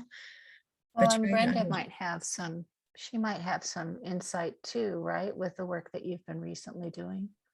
Yeah, and we're going to jump into more of that next, but I just wanted to jump on here. You may have noticed on the agenda during the work plan discussion are some words that we all talked about last week, it feels like last week, last year during this retreat, which were sort of the 3 buckets of council requests, staff needs, and emerging issues as sort of a way to unpack a work plan for TAB. And so Nicole, what we were trying to help do with that, and you all know whether or not it helped better than I do, because I wasn't with you all year, but was to say, here's what we know council has already asked of the board. So that's going to take a certain chunk of time and staff effort and board effort, and there's only 12 meetings in a year, et cetera, et cetera. Here's what staff is working on as their top priorities that they really need TAB to weigh in on to feel that they've done the best job that they can do. And then here's what's left of the time frame that you all have together, right? And so what can we dig into during that time that we can then bring to council that can be a priority and a council request 3 years from now? Or, you know what I mean? How does the visioning happen? And trying to make sure that we were defining what that margin of time looked like that could be spent in that way without compromising the other 2 buckets. And that was really an attempt to make sure that the time that is spent is valued and valuable. Those are the 2 words I've really been trying to use a lot in the organization as far as boards and commissions go, is it should be a valued and valuable service opportunity, right? Not only should you feel like your time has been well spent, but also staff and council should feel like what's been brought to them is hugely valuable to them. And we're starting to get there, I think, but it's not just TAB. Like what Nicole says is true of every board and commission of the 23 to 27 or whatever we have now, boards and commissions, right?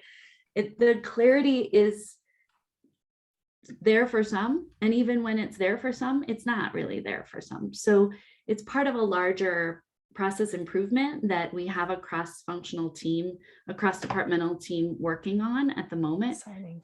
And it's slow work, right? But these conversations really help inform that work, because we are going to need to hear it from all sides. Like, where are those pain points and those moments of confusion and the places that need support and love and attention around them to make this more functional?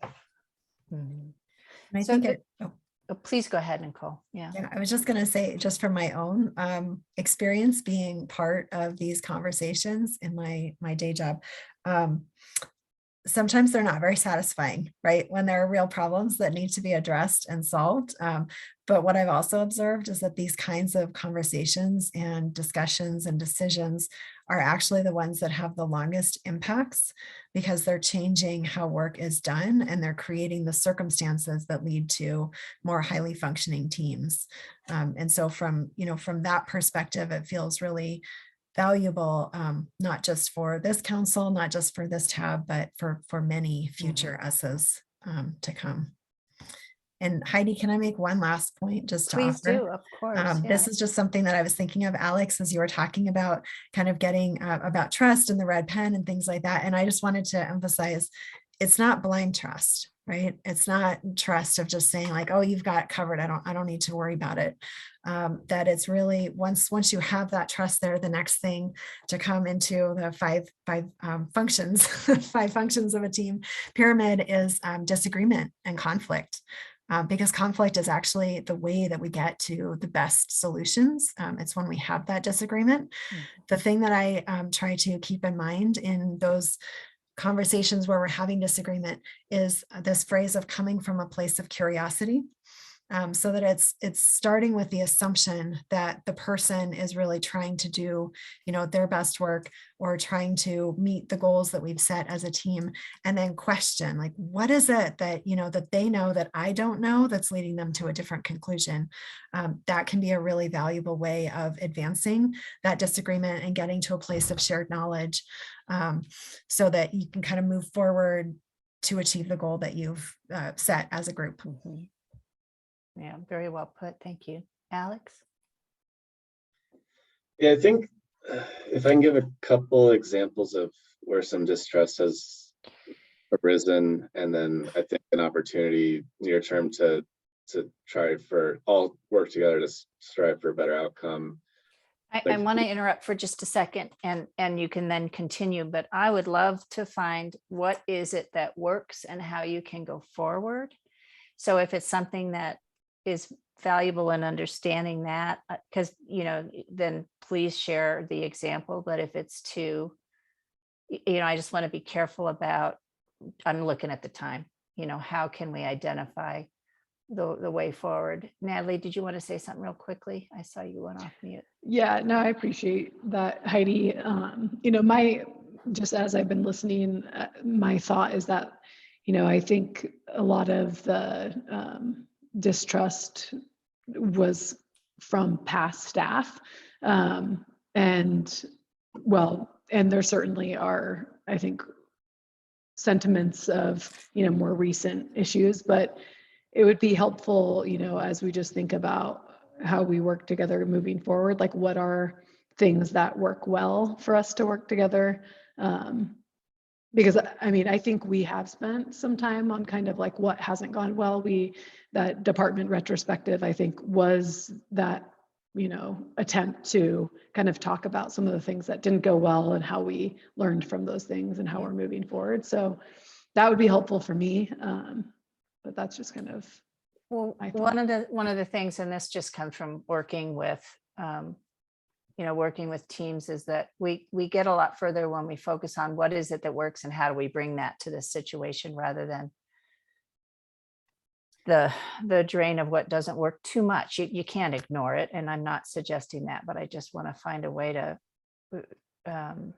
make sure, and it isn't going to be doing that work tonight, but I'm starting to hear a wish to do this work, and maybe finding out logistically how to, because I hear you loud and clear. When do we have time? And I think I heard, Becky saying, when is it the right time to bring some of this stuff up? And I'm not sure yet because I'm new, but also other things that you've really been hungry for, and the forum doesn't, we're not sure what the forum is. And I guess what I wonder is, can you do more of things like this to address some of this stuff? Is that? I guess where I've felt valued and valuable to Brenda's point was when staff reached out to Ryan and I to discuss the potential TIP projects to submit. They gave us a preview of some projects, and we were sort of reacting live. So we didn't have a ton of input in that meeting. Maybe it was just more of an opportunity for us to gather information and ask questions. And then staff had requested that we provide feedback by a certain date so that they would have time to respond to it and incorporate that feedback into the upcoming meetings. And that meeting took place at the first days of March, and we had our input in by the 8th. And there were some pretty basic, I felt valuable because Ryan and I brought forward the idea of including 2 new projects, which ultimately ended up being things that we're going to submit on next month, and council approved, was it last week? But the questions that we asked, we still haven't gotten a response to 2.5 months later. And it felt like, we only had a week to react to it, but in the months since, we've had the opportunity to hear a lot more opinions from other people on staff and other ideas from members of the community, and sort of being shunned and not getting any sort of response. We've asked questions in an email and a more formal PDF, and in meetings where we're still not getting any answers. It's hard to follow up, and where I think there are community members who can provide value, and there are ideas that I'm hearing from them that I would like to advocate for. But when we have a staff that's entirely unresponsive to us, it makes that impossible. And involved in this process is a longer time member of staff where there is some longstanding distrust that city or department leadership hasn't really ever. I've expressed an interest of discussing, but department leadership has not taken me up on that as much as I would have thought they would.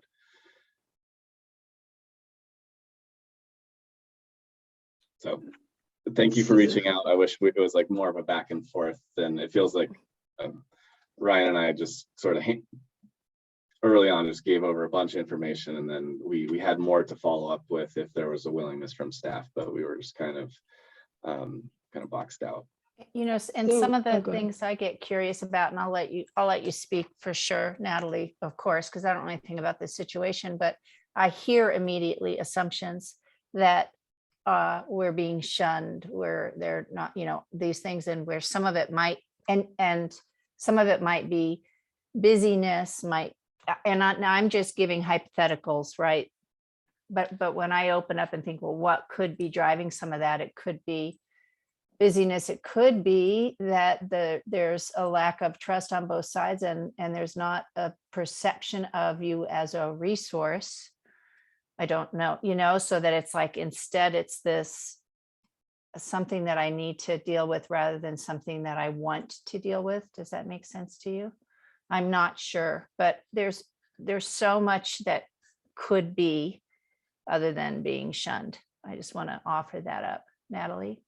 Yeah, and I mean, I appreciate you saying all of that, Alex. And I think I definitely just don't have clarity on all of what you're kind of referencing. Like I'm not sure what questions haven't been answered. And so, but I do think a lot of it is just busyness, and staff certainly wants to use TAB as a resource. And that was why there was that initial reach out to you and Ryan to have you be a part of the process, you know, very early on before, you know, it even went to the whole board. And I think, you know, again, it goes back to the trust, right? Like you feel like there's a lack of trust. We feel like there's a lack of trust. And so that assumption of positive intent we're like so far from that, right? Of like, you're not assuming that we're just busy and not able to get answers to you. Or there's like a misunderstanding that we're thinking we're going to get answers to you at a later date. I mean, I don't know, because I don't know the details of what the questions were. But I think, like, to me, just the basic kind of issue or underlying issue of all of this is, you know, talking about trust and how we need to be able to rebuild that so that we can work together successfully. Because I think that Dr. Cog tip process, in ways, that was successful in that you were engaged early on, and the projects that went to council were approved by council, right? Like that to us is a successful process. But I think when we talk about the amount of, like, there's the like a right amount of involvement between TAB and staff, and that I think is getting back to like what TAB's role is. And like, we all need better clarity. As Nicole said, like even council needs more clarity on what TAB's role is.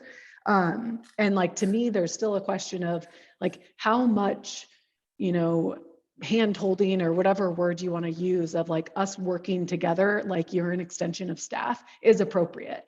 And how, you know, how is that effective for staff, and how is that effective in how we meet our goals, right? Like, you know, getting to Becky and Ryan's point, like they want to have more strategic conversations about, you know, high level things. And if we're spending time on, you know, very granular project design and project development to get to an application, is that effective, right? And so I think, to me, like that is like the question that we need to answer, and it's not going to happen today, but like all of this hopefully is getting us to that place.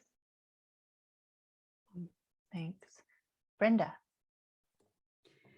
Yeah, see, that's the problem. When I turn on my camera, then I stick my nose in places it might not belong. But I first of all just want to really appreciate the level of vulnerability and that's happening in this conversation right now. It's really impressive for a public forum meeting and for a board or commission at the city of Boulder. So thank you all for being willing to say things out loud that are uncomfortable and hard to say out loud.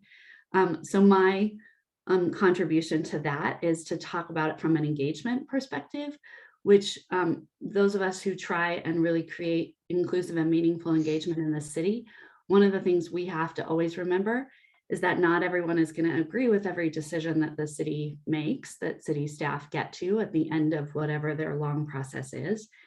And the people that we've asked for their thoughts and opinions for along the way are not going to always be satisfied.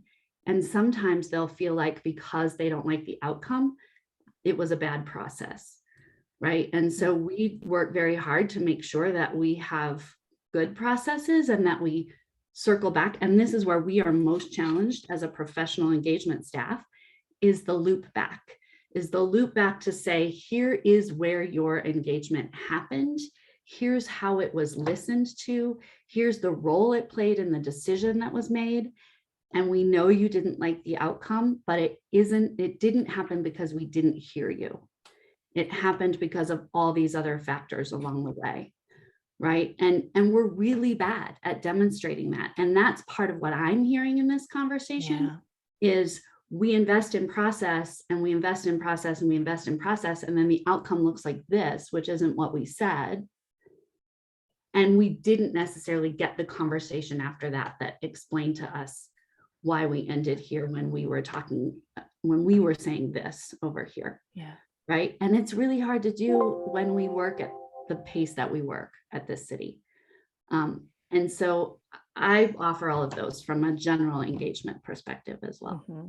That's helpful, Brenda, because I think I felt like that was such a good example of it that Alex gave, of trying all these different avenues to get a response and connection. And it's hard when you're busy, but understanding, here's what I heard, here's what you brought to us, and here's what we heard. And here's the decision that we made, and here's why, right? It helps a lot even when the decision is different. But yeah, it is a really good conversation. Notification is why I got distracted and I'm not plugged in the way I thought I was. Sorry. No worries at all. No, it's really valuable. Thanks, Nicole. I was just going to note that level of commitment is the third level of the pyramid of team function. So just we keep hitting on all these points. So I just wanted to again recommend we that get as to a quick accountability and then we get to results, and what we're trying to get to are the results, right, in that pyramid. So yeah. There seems like to me like there's a hunger to there's passion, there's really, really important work, and there is a desire to put our energy into making amazing things happen and move the mountains that we need to move. I'm hearing that from everybody. Sometimes passion and that hunger, like you said, that sense of urgency, makes it hard to do the step back and have these conversations, but I'm really feeling like this feels hopeful to me in terms of next steps for finding ways to move forward where we're working more together instead of against each other. I know there's a lot of work to do. Do you all, and this is directed at Tab, because I know we need to take a break and shift gears, but do you all feel ready and willing to do some of that work too that we're talking about, which is to establishing what Nicole is talking about with the pyramid, the trust, the mastery of conflict, the commitment to finding the things that we're all aligned about, right? And I think, Ryan, this speaks to if we can understand what those are, then we can start to identify the specific bullet point action items under them, and then achieving results. Does that feel like work you're willing to do? I know there's a big step of when and how, but are you interested and willing? Is there a commitment here for that? Yes, from Ryan. It's like a very rhetorical question, but it does. I don't mean for it to be. Would anyone like to immediately resign? Yeah, no, right. Yeah, I So I had have no someone, idea. I'm terrible at this stuff. I have no real idea what that looks like. I'll participate in anything you want me to, but I don't know. okay, I don't so know what you're that not looks sure like. because you don't know what it Yeah. might 'Cause I'm entail, bad at but it this. seems like worthwhile work. And Ryan is Sure. saying yes, and Trini, you're saying yes. And But it Alex, how seems about like you? that's what we Yeah? signed up for. Uh-huh. In my opinion, that's what we signed up for. Mhm. I mean, it's just making things very clear.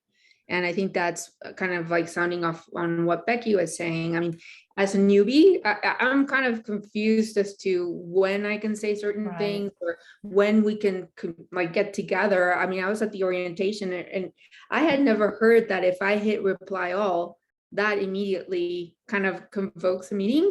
And that really kind of freaked me out.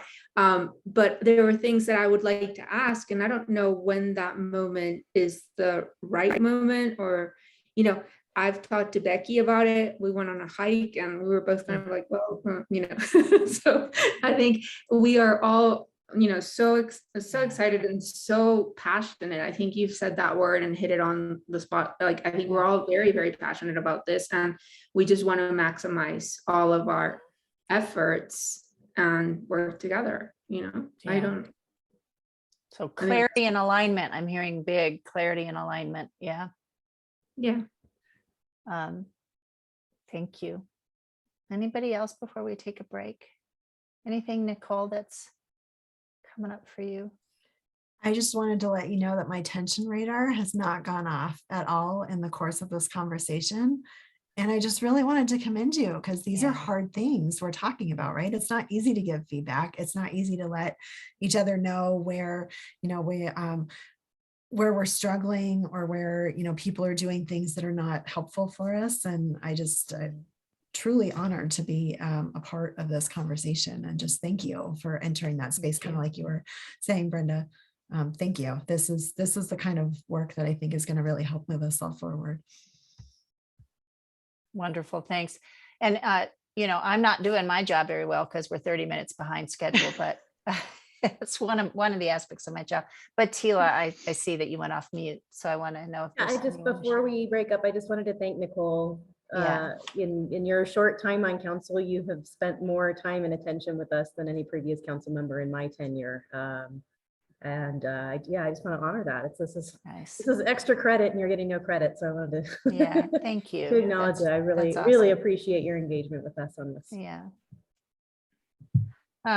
That's awesome. Thanks. And you're going to stick around still, right, Nicole? Isn't that not amazing, right? The whole meeting. I'm impressed with that. I have to say that's awesome. Okay, is 10 minutes good? Everybody get up and move, stretch. I think massage your earlobes. Don't inundate your brain with stuff. Remember, picture Alex standing by the moving water, which is probably where he's going right now. All right, see you all in 10 minutes. Sounds good.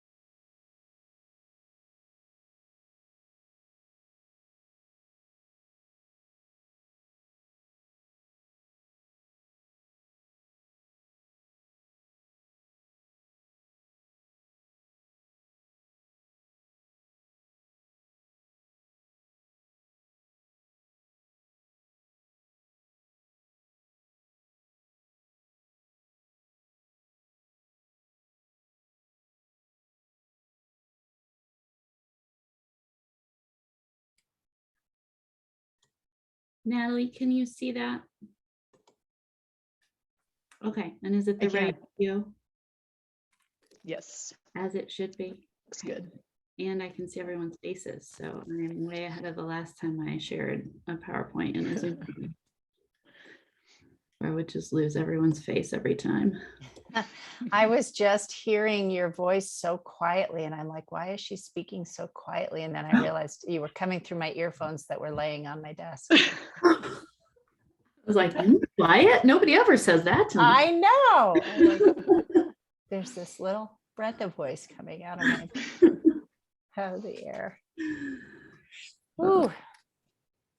All right. Should I launch, Heidi, or do you want to ease us back in?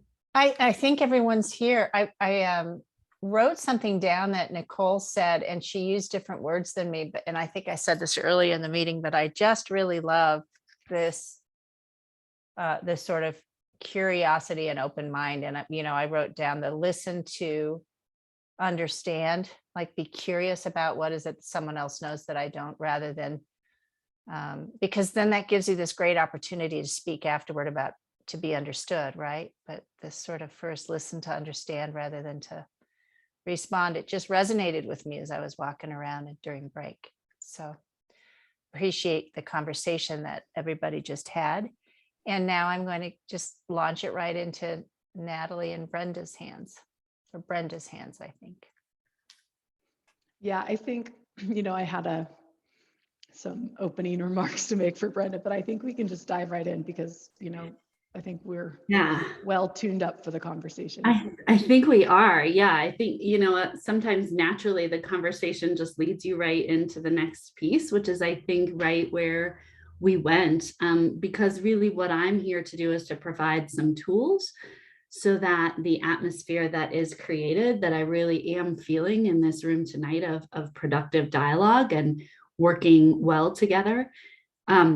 The tools that we've been working on as a staff to provide staff, boards, council, and community members with ways to stay in productive community together that way. Many of you have seen a lot of this. I think all of you have had the opportunity to see some of this work. So I'll move through some of the pieces quickly and slow me down if you need me to be slower. But I brought specifically tonight some of the pieces that maybe only Tila has seen, that are sort of the more in-depth tools and language that we've shared with chairs and vice chairs in the past. But I think it's really useful for everyone. I know Tila has seen this like 14 times, so I appreciate your patience with it. And if there are particular pieces that resonate with you, Tila, please feel free to highlight those. So I added some words to this slide that those of you who may have seen it haven't seen before, which are inclusion and belonging, and I'll get to sort of what that is and what that looks like. But I'm just going to launch into sort of what this productive atmospheres thing is that you'll hear us talk about as staff, and we will encourage you to think about in your meetings. I have too many slides, so I am going to move quickly. But this comes from work that is as old as my time here, which is almost 5 years, in that we had a public participation working group that really helped us identify some of the areas of improvement that needed to happen for us to be conducting meaningful engagement with our community. So we've dug into that. Hopefully you've seen in a lot of different ways over the last 4.5 years. And one of the ways that they charged us with that I have got to hold in my hands for that time is this, this meaningful and inclusive way of talking together, right? This way of making sure we're being productive, making sure that we are talking to each other in ways that we can keep listening to each other, because that's really the key, right? That we're all human beings showing up together as human beings. And so we talked with more than 300 people in the community to find out what that looked and felt like. When they were in good conversations, how did that look and feel? We thought we were going to come out with a quilt that we could embroider these community guidelines on and hang in council chambers, and those would be all the rules that we would all feel good about following. And then we learned that there is no set of rules that everyone feels good about following, and that stitching a quilt like that would be like step number one to marginalization of parts of our community, right? And so we heard that clearly, loudly, early in the process. We threw it out, and then we had no idea what we were working toward. We were like, we're going to put a bunch of time and energy into something, and we don't know what it is. And we're just going to trust that it's going to be something. And we're just going to keep talking to people. And at some point, we'll hit on what it is, right? So we did. And then we tried to talk to as many different kinds of people as possible. And then we had a small group of community members sit down with me and with our contractors from CU, who were amazing, to really dig through all this data. And we came up with this vision that you see in graphic form in front of you. The words quickly, and I could talk a long time about each of these words, but I won't today. Inclusive, dialogue, personal accountability, organized, good meetings are organized, right? Accessible, receptive and responsive. We have fuller discussions about things. We're not only talking about narrow bits of things. Disagreement, like Nicole was saying, we can be in disagreement together and it's okay. And co-creation, we work together to develop what things are, right? To develop the ways we engage with each other. It's not just us saying we're going to engage like this. It's all of us together saying, let's engage in these ways. So that's what we're working toward always. I also have a list of 25 things that make this work hard that I won't go into today. Literally, they're called the enduring issues. There's 25 of them. They are real and they are hard. And so we're starting to unpack some of those in different ways now. And some of this work reflects that. So once we did all this work with the community, we turned to staff to say, all right, what does staff need? How is staff experiencing this? What is happening out there? In particular, at the time, our city manager was getting some pretty harsh and difficult and painful and abusive feedback from some of our community members. And she asked council to think about that and think about what the role is from the dais when things like that happen. And so that took us down a journey of how do we support staff? How do we support boards and commissions? How do we support council? How do we support the community in addressing it when these visions go awry, when we are not being in community together? How do we stop and say, hey, we're not doing it. Remember that vision we want to do? We're all accountable to that together. And so we started to develop some tools, some language. I worked with a cross-departmental team. We listened to folks in a number of different ways, and we have a toolkit that we've developed for staff. And we're considering longer-term options. What does that look like for you all? I wanted to show you some of the harsh things that we heard from staff that they experience in their jobs, just doing the job that they show up to do every day. Sometimes this is how conversations land on them. And that comes from all sides. That comes through their email box. That comes on the phone. That comes at points of service at front desks. That comes from our forestry professional who was physically assaulted for trimming a tree on Pearl Street Mall, right? This comes in a lot of different forms. And it comes from the feedback that they get from council, from boards, from commissions that make them not want to present in front of their council, their boards, and their commissions. So they have been verbally attacked for their motives, their competence, their integrity. They have been shouted at and yelled at and cursed at. They've, when we were more in person, been threatened, their physical safety. They've been threatened that they would get fired, that someone would get them fired for what they were saying or doing as part of their regular job. There's been verbal attacks on their identity, especially some of them who are part of protected classes. They've been doxxed. People in the community have dug up information about our staff members and posted it publicly. People have used size and gender to intimidate our staff members. So I use our staff as an example here because we've spent this time over the last 2 years where we've had a lot of time together and separately as staff to dig into what this looks like so we can all get better at it, staff included, right? This talks a lot about the First Amendment and how we can encourage each other to behave the way we want to behave together without violating anyone's First Amendment rights. We're not here to shut down anyone's voice ever. We are not here to shut down anyone's emotions ever. but we are here to conduct business, and we need to be able to continue to do that. And so what's important is identifying and being empathetic to moments in your meetings that are disrupting productivity. And that's what we're looking for awareness of. So when someone has spoken to a staff member extremely harshly, there's an opportunity there to say, do we need to take a minute? Right? But that minute that we take is disrupting our meeting.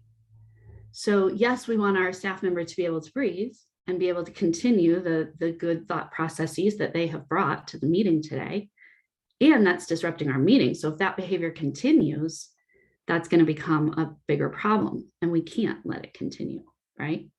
So it doesn't mean we stop people from being who they are and showing up the way they show up, but we do look out for those signs that it is making it hard to do business, and it is getting us out of productive community together. So we identify, the important thing on this slide is we have to identify it as a disruption. We have to see that whatever is happening is a disruption, and we have to say it out loud, usually for the chair's responsibility, Alex. So these are tools for you, but for also anyone who's presiding, and anyone could ask you to say, could we talk about whether or not our meeting's being disrupted by this behavior? What we really ask of all of you, first and foremost, is that you model it, right? You show up with curiosity, with openness, with willingness to listen, and you treat each other and the people who are resourcing the meeting with you in a way that all of you can stay in that space. Because when we're being berated or we're being questioned in ways that are not about our work, but about our own personal integrity, it's hard to stay in community, right? It's hard to stay productive. So that's when we need to disrupt it and say, wait a minute, this is going astray. Let's get back to where we can all be curious together. So we ask that you avoid creating that type of atmosphere yourselves, and that you gently remind each other if that starts to happen, right? You gently say, you know, one of the things, language we pulled from Sam from a recent highly controversial community conversation is, it's easier for us to listen to each other when we are trying to persuade each other instead of trying to berate each other. And the Landmarks Board says that at the beginning of every meeting now, because they've found it helpful to remind each other and to remind staff and to remind community that they are in it together, and that they're there to persuade each other about the thing they're passionate about, not berate each other for not having the same opinion. And then these are the slides you maybe probably see at the beginning of every meeting. I just wanted to put them here because they are for everyone, right? I think we wrote them and we read them before open comment and before public comment, because we have seen how that can have a positive effect on how the community talks. But I also just want to remind us that it's for all of us, and it's for all of us to point to when we're feeling like it's not happening for whatever reason that is. You've seen these, and so I'm not going to read them to you because you hear them once a month probably. And if you don't, then we can help resource that better. These are those cues I was talking about that we hope that you'll hear and support for each other. These are just examples, but we know what it looks like when someone's knocked off their rocker and they can't quite move forward the way they should be able to. So a lot of interrupting can do that, right? I can't get my whole point across because somebody's jumping on top of me every time I speak. Technology, you know, it can be as easy as phones going off, right? In the Zoom world, we're a little more forgiving of the barking dogs and the kids walking in, and because we have to be, because we are, right? And so we all have to develop our own culture there. What's disruptive, what's not. Someone's sharing material that's not related to what's going on. We see that happen in lots of different ways in public meetings. The audience or presenter or fellow board and commission members have an obvious emotional reaction. That means they can't go on, right? And that reaction specifically caused by something someone else did, right? Sometimes we have emotional reactions because of the subject matter, and that's real. But if it's an emotional reaction you're having because someone did something to you, and now you can't, now you're in fight or flight instead of at work, right? That's a disruption.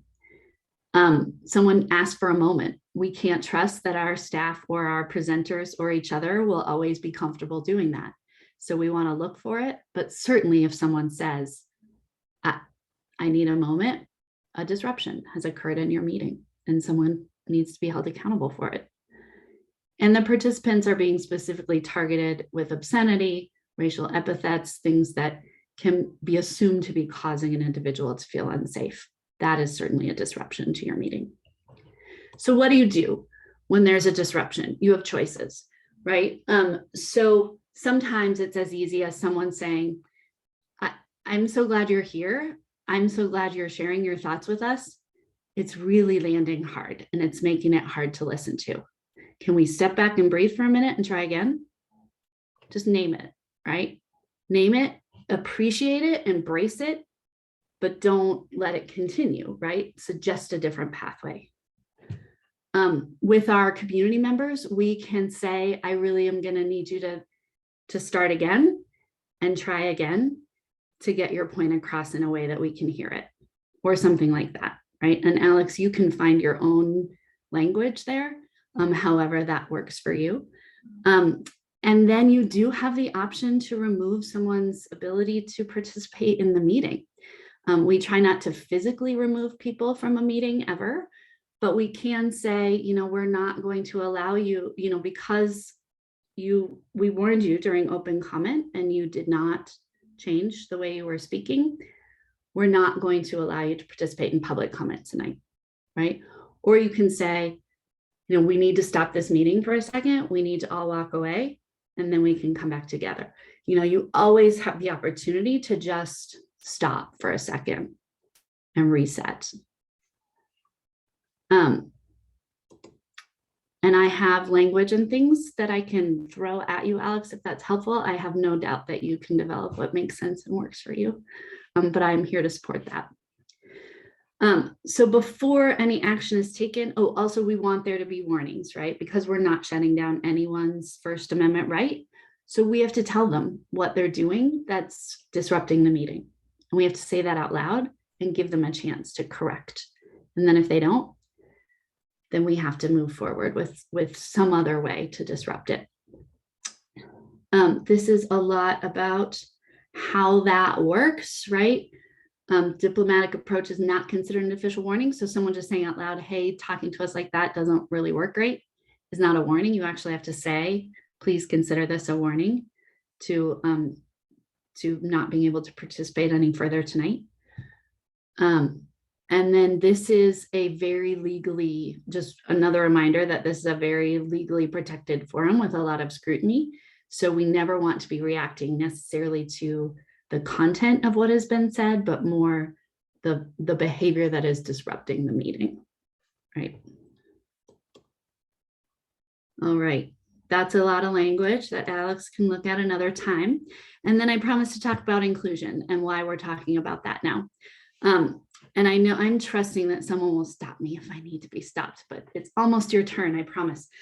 One of the things that we are doing across the city, as you all know, is looking at and digging into racial equity and what that looks like. And where that really shows up in boards and commissions is in the diversity, both of who applies for our boards, who's appointed for our boards, and then who shows up to engage with our boards. Because it's a volunteer position, it is often left to those with more time, with more disposable income, with more flexibility in their lives. And that's not the whole of what our community looks like. And it's important to us that those voices get elevated to sort of the perceived power level of the dais, right? Being in these deep conversations where policy advisory happens. That's where we want the diversity of voices of our community. And we have to be intentional. It's not just going to happen, right? And so we're working on how do we do capacity building in lots of ways. That's a lot of what engagement does throughout the city as well. But also, what do our rooms feel like? What do our public meetings feel like? How do people, how can they show up in the way that they're their whole best selves in a room that could be really intimidating and scary, right? And so we're trying to make all of our public meeting spaces less intimidating and scary across the city. And boards and commissions are a huge part of that. And as we've said tonight, 23 to 27 different cultures happening in each of those rooms, right? And lots of power structures and lots of different dynamics. And it can be really hard, as Becky has said tonight, as Trini has said tonight, to even know where your own opportunity is as a board member, let alone someone who's come to engage with you in your meeting or wants to send feedback to you by email, right? And so we're really trying to help change those climates of inclusion and belonging in those rooms. And we've spent some time with staff. They did 8 hours of workshop with us so far. There's 2 more 8-hour sessions focused on diversity and equity coming later this year, to really work together and think about ideas for change and how we do things differently. So I can share some documents for you all that are about those ideas that they came up with. They were in response to these 4 questions. We asked them to think about behaviors that are welcoming, behaviors that are exclusionary or marginalizing, dominance behaviors, because a lot of times, without even realizing it, we're doing subtle things to dominate each other in a room to be heard more, right? And examples that you use to help you understand opposing views and make more room in your own mind and heart for people who are saying different things to you. So we have lists that staff have come up with for each of these questions that we will share with you, because we want you to think about them too. And what can you do from your role on the dais to support creating a welcoming space that is open and people are able to use their full voice in. I've said so many things and I want to hear you all speak, but I was also very conscious of the fact that our time is precious, and I want to be as valued by you all as I find my time with you valuable every time I get to come see Tab. So I'll stop talking and listen to you say things about all the things I've said. Comments or questions? Yeah, Tila. I told you I'm the troublemaker usually. No, I love it. Thank you, Brenda, for this. I think I've been hoping for a little bit more like direct guidance. I actually appreciate that the slides have gotten more specific about things to say and standards to apply when a disruption occurs. I was definitely hoping for some more guidance about how the city in general, council meetings, but board and commission member meetings can sort of be casting a net in a different way, I suppose. Mm-hmm. Kind of more, not just invite, you don't just like post a notice of a meeting as required in the law, but how can we actually be more proactive to ensure that people want to attend and we want to like specifically invite them. And this feels a little bit at odds with some of the tension we talked about earlier about how I was trying, in years past to invite people to come speak to Tab about transportation related issues and about, these were generally vulnerable road users who I thought were underrepresented and undernoticed. So I recognize your work here isn't done, but I would like to see more detail on how we can do that and what we are allowed to do and not allowed to do. And then as a separate issue, I kind of wanted to raise something that Heidi said at the very beginning, about how we're going to have this retreat. And when you can, please keep your camera on because that helps us, understand each other better. And I see that Lynn Siegel is attending this evening, and it's something that she raises nearly every time that she is here. She's a regular attendee to Tab and other board and commission members and city council members, and her chief go-to point felt frankly less relevant at the beginning of COVID when it felt like an emergency situation and we were going remote, but this is feeling like the new normal. And I will say, I signed on for a second term for Tab, partly because participating virtually makes it a lot easier for me and it makes it easier for people with young children. But Lynn's point is, why can't I have my camera on? When I, as a member of the public, am trying to communicate and trying to engage, why for that golden 3 minutes can I not be seen? And I think that as time has gone on, that complaint has become more valid and she clearly really feels it. Can you address that? What's the continuing rationale for not having that? We actually just brought this back to council, so maybe I can tag team with Nicole on this. But so originally, in Zoom, there are a lot of things we can't control, right? Because everyone is in control of their own box. And so if we're in person at City Council, and someone is doing something truly disruptive in a way that is not okay for the public, the entirety of our public, whoever they happen to be, 5-year-olds to whoever all else might actually be in the room, we can remove them from that space, which we can also do on Zoom, but it is harder to do because it is harder to zoom in right on the box that is creating a problem. And we experienced that early on in Zoom. Like one of our first public meetings with City Council members present, we had child pornography displayed during the meeting. And it was, yeah, Trini, I'm seeing your face. And the folks who experienced it almost 2 years ago now still get emotional when they talk about it. And so we made a ruling at that time, because we can't control what people are doing in their boxes, that we needed to not put ourselves at risk of violating First Amendment rights, because while that instance was not violating First Amendment rights, there are other instances that are much closer to that line. And so to not put ourselves in a position of having to make that judgment call in the span of a second and a half to protect the safety of our meeting, we just said we can't juggle all the things at once. And this is something we're going to have to take off the table. And so we've not allowed it. And we just went back to council with that question, because as we prepare to bring community members back into chambers, which obviously we can't do yet, but we were on the brink of doing, it was supposed to happen last week. That started to become an equity question for us. How come people who show up get to be seen and people who are choosing to participate from home don't get to be seen? But in recognition that all of the same risks still exist, council decided not to let that video open up in the same way that we have never allowed that over the course of this emergency that never ends. So that's what I know, and that's what I can offer. I don't know if Nicole wants to chime in on council's conversation about that a couple weeks ago.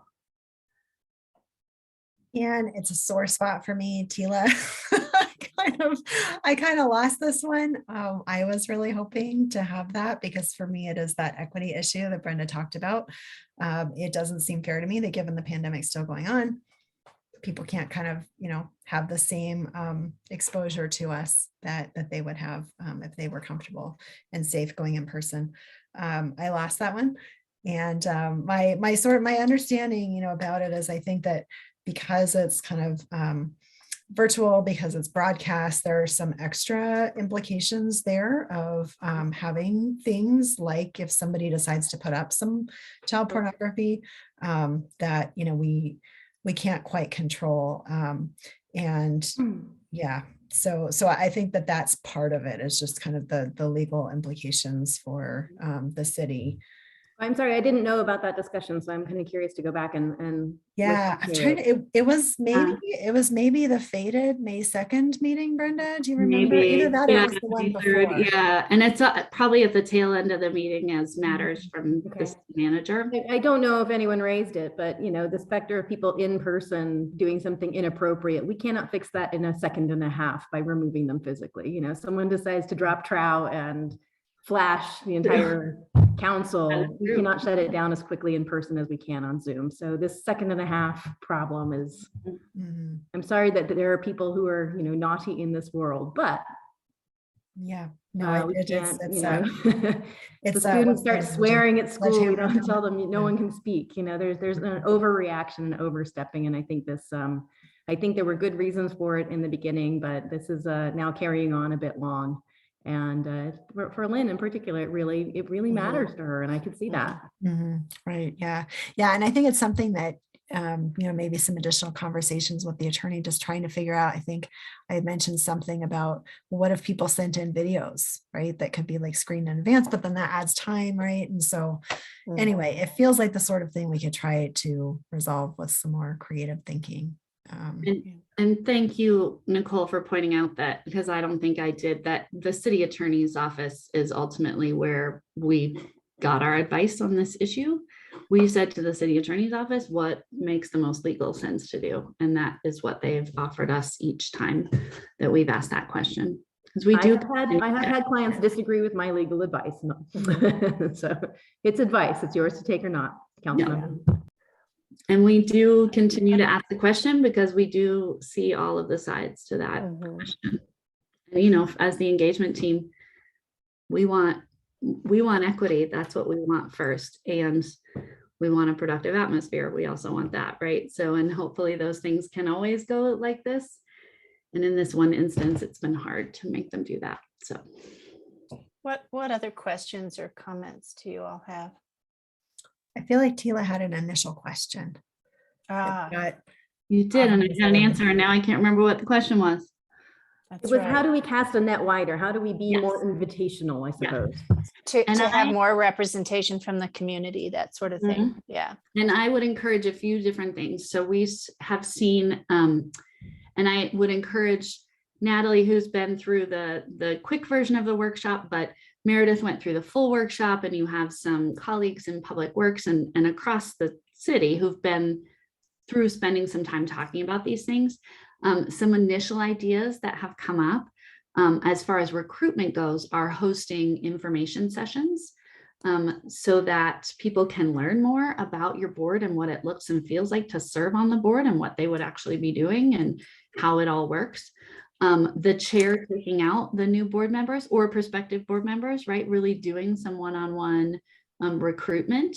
It's always up to council who lands in those chairs. So there's no promises along the way there, but really being intentional about who you reach out to and talk to about what this board service looks like. And then Alex, we've heard from new members from other boards from past years that it's really always helpful when they get to spend some one-on-one time with the chair before their first meeting or somewhere along the way, just to ask all those questions that there are never time to come up and ask in the conversation, right? Just about logistics and all that type of stuff. I'm not sure how we could do that in a way that was safe, but I guess if it's just two of you. Yeah, so Trini and Becky and I, we had hikes before I stepped down as chair. So perfect. Yeah, exactly. So that helps. Yeah, and that helps get some of those questions out and maybe check-ins along the way. And then we have heard that we've had HAB that Aaron mentioned before have tried some different types of in-meeting engagement. So they've done some listening circles that were really interesting and really successful, where they said, here's the topic for tonight. And then, clearly they had been intentional about wanting to invite a variety and diversity of different voices to come and sit in that circle, but also anyone in the public was invited to come and sit in that circle. They came off the dais, they sat in a circle, and they passed a wireless microphone. And it didn't necessarily only go in one direction, right? Sometimes someone was responding to something someone said. And that's one model. And there's other types of dialogue models like that we could try, that the engagement team would be happy to dig in with you and give some of those things a try. There's things like a fishbowl meeting where you select 4 people to have a conversation about a topic and everybody else watches that conversation happen. Or they can get up and switch chairs and they can indicate that they have something to add to the conversation. And so then people rotate in and out of that circle. So there's lots of models that we could do to cast that type of wider net.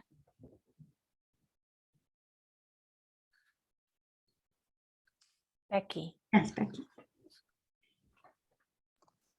Yeah, I have a slightly different question, which is, even if, say, the meetings were perfectly inclusive and welcoming to anyone, we still know that the people who show up are a slice of the population that's not representative for structural reasons, and that's true of every single feedback opportunity, right? It's volunteering, it's surveys, it's non-representative surveys, it's every opportunity. And so what I really struggle with is knowing that there's the same biases come up again and again, what to do with public feedback that I know is not representative. I don't want to obviously disregard it altogether, but I also want to overly weight it. Yeah, that's right. And that's what we look at is it's not about shutting down any voices. It's about raising up more voices so that you get to hear that other side. And some of the ways that we do that at the city on your behalf. And this actually, Natalie was on the pilot team of our community connectors years ago with the Mayor's Challenge, where we wanted to talk with our community about making electrification as far as transportation goes more accessible and getting people to do bike shares, but also driving electric cars and looking at electric bikes and all that stuff. And Natalie and her team piloted our first program of selecting neighborhood leaders in some of our lower income bicultural bilingual neighborhoods and working directly with those folks on creating what those awareness raising and education programs look like. And then getting folks feedback on what types of resources they would need to be able to better engage with those resources in the future. And so we've taken what we learned from that, and we now most projects, probably not true, probably not most projects, most major projects have community connectors involved in gathering the feedback. So what I would ask you all as board members is to look for that feedback in the information that you're given and trust that, or ask staff to tell you what that process looked like, who they were able to reach, who they are working with, and where those voices have impacted the project. So that, and they're getting really good now at telling that story up front, but if you're not hearing that story, ask about that story. And if it's not there, suggest that maybe some more work needs to be done in that area. But as Tila sort of mentioned at the beginning, we are doing engagement very differently over the last 4 years than we've done it before, and hopefully creating lots more different opportunities for different folks in our community to be heard. So if you're not seeing it in those presentations, ask for it. I'm not sure Becky's question was so much, I'm not sure what the outreach has looked like, but she's saying it looks like the feedback we're getting is from the haves, and how do we weigh that appropriately when we know the have-nots are not here? Right. So I'm saying look for the have-nots because they might, because they might be there. Okay. And if they're not, and if you're not seeing them there, ask where they are and why not, and how can we get more of that voice on this project? Because we are being really intentional all the time about doing more of that as we have staff capacity to do more of that. But we're staffing up, we're doubling our engagement staff over the next few months. And so we should have more capacity to make that happen. We've been 2, now we're 3, and we will be 5 soon. So it's not getting huge, but more capacity than we've ever had before. I want to do a check-in. Becky, did you learn something new that maybe staff was doing something different with Reach Out than you had known about? Yeah, I mean, I was familiar with that work, and I think it's really valuable. I don't know, maybe there isn't like a great answer to my question because the problems are so like deeply structurally ingrained. It's kind of the issue of like, oh, well, if everybody says they want something, you have a representative sample, but then all the feedback you get doesn't match what we said the goal was. Do you listen to what the feedback is, or do you listen to what the goal was to begin with? It's yeah, maybe there just isn't really a good answer for it. That's a really good, you put your finger on that though. I mean, that's the tension that we look at, and I'll use cars as an example. We say we want less cars in Boulder, and people can't afford to live here who work here, and so they drive their cars here, and we'd like them to take the bus. But I, for example, don't live in Boulder. I have a 10-year-old kid, as I mentioned. It makes me super nervous to not have fully independent transportation to my kid should something happen and he needs me, and so I drive, right? And so there are lots of reasons, right? We have parents whose kids go to 3 different schools, and they have to get them to 3 different schools in the morning and drop them off in those places, right? And so it doesn't always it doesn't always look like we hope and want it to look. So how do we use that feedback to make choices about our proposed solutions that do the least harm and the most good, right? And that's what we're trying to learn. What is the least harm? What is the most good? We don't usually know. Usually our community has to tell us. And that engagement looks very different. Like, we're not necessarily going to see those folks show up at our open houses or at board and commission meetings. We're hoping they will, and we're trying to make that easier for folks to do. But often we're just having separate conversations with them because that's more comfortable. And because there's sometimes a learning curve. Sometimes people haven't had the bandwidth to follow an issue from the beginning of that issue, and we have to catch them up first and then start to talk about what we need to know from them. But what I'm hearing is awareness that we don't, everybody isn't coming to these specific events that are public engagement events. And I hear that you're intentionally going out to the people that aren't represented at that to start to get that voice. And sounds like there's more growth, but it's acknowledged, and we are going out to get that voice to, the three of you. Okay. Yeah. That's awesome. Nicole. Yeah, I just wanted to ask Brenda, and this is just for me as council member, as well as possibly for board and commission. I love that everybody's having this conversation. This to me is a central issue, and I'm going to do another book recommendation, Hometown Inequality. Seriously, if you want something that's going to keep you up at night, just it's such a dark place worrying about the state of the world. That's the place to go find it. But it lays out the problem of how poorly local governments tend to represent the communities, right? That we are, as you've all said, we are a subset of the community. We tend to consistently be whiter and wealthier than the people we represent. And what do we do about that? It doesn't have solutions. It just lays out the scope of the problem, which is terrifying. But it really calls on communities to find those creative solutions. And so, long preamble, Brenda, my question for you is there a role for us as council members and as board and commission members in going out into the community as just sort of regular community members, going to events that we wouldn't necessarily go to otherwise, putting ourselves in situations where we're talking to people who are, maybe having different perspectives than us, just to build some of those relationships and make sure that every time we're coming to a decision, we have some different voices in our heads than the ones that are typically speaking to us. And is that, I guess, is it like, does that railroad the city's engagement process? Can that be part of it? No, yes and no. I think we always want to be thoughtful to be where we are welcome, right? City council members coming to a private block party that is primarily Spanish speaking and hosted by folks who might feel vulnerable in certain ways might not feel comfortable or welcome for those folks, right? So that's also part of our work, is we try and get invited to stuff. We try and use the relationships that we have created that are trusted and real and authentic relationships to help us then go to that next step and start to be welcome in communities. And partners who are hosting events. We were at El Centro Amistad's fundraiser the other day, very much shoulder to shoulder with our partners that have helped us build trust in that space. And welcomed with open arms, right? But it's a thoughtful process. It's not a helicopter in process. But yes, I think there can't be too many of us doing that work. And so I'm always happy to talk with any of you about how you support that work and what that can look like.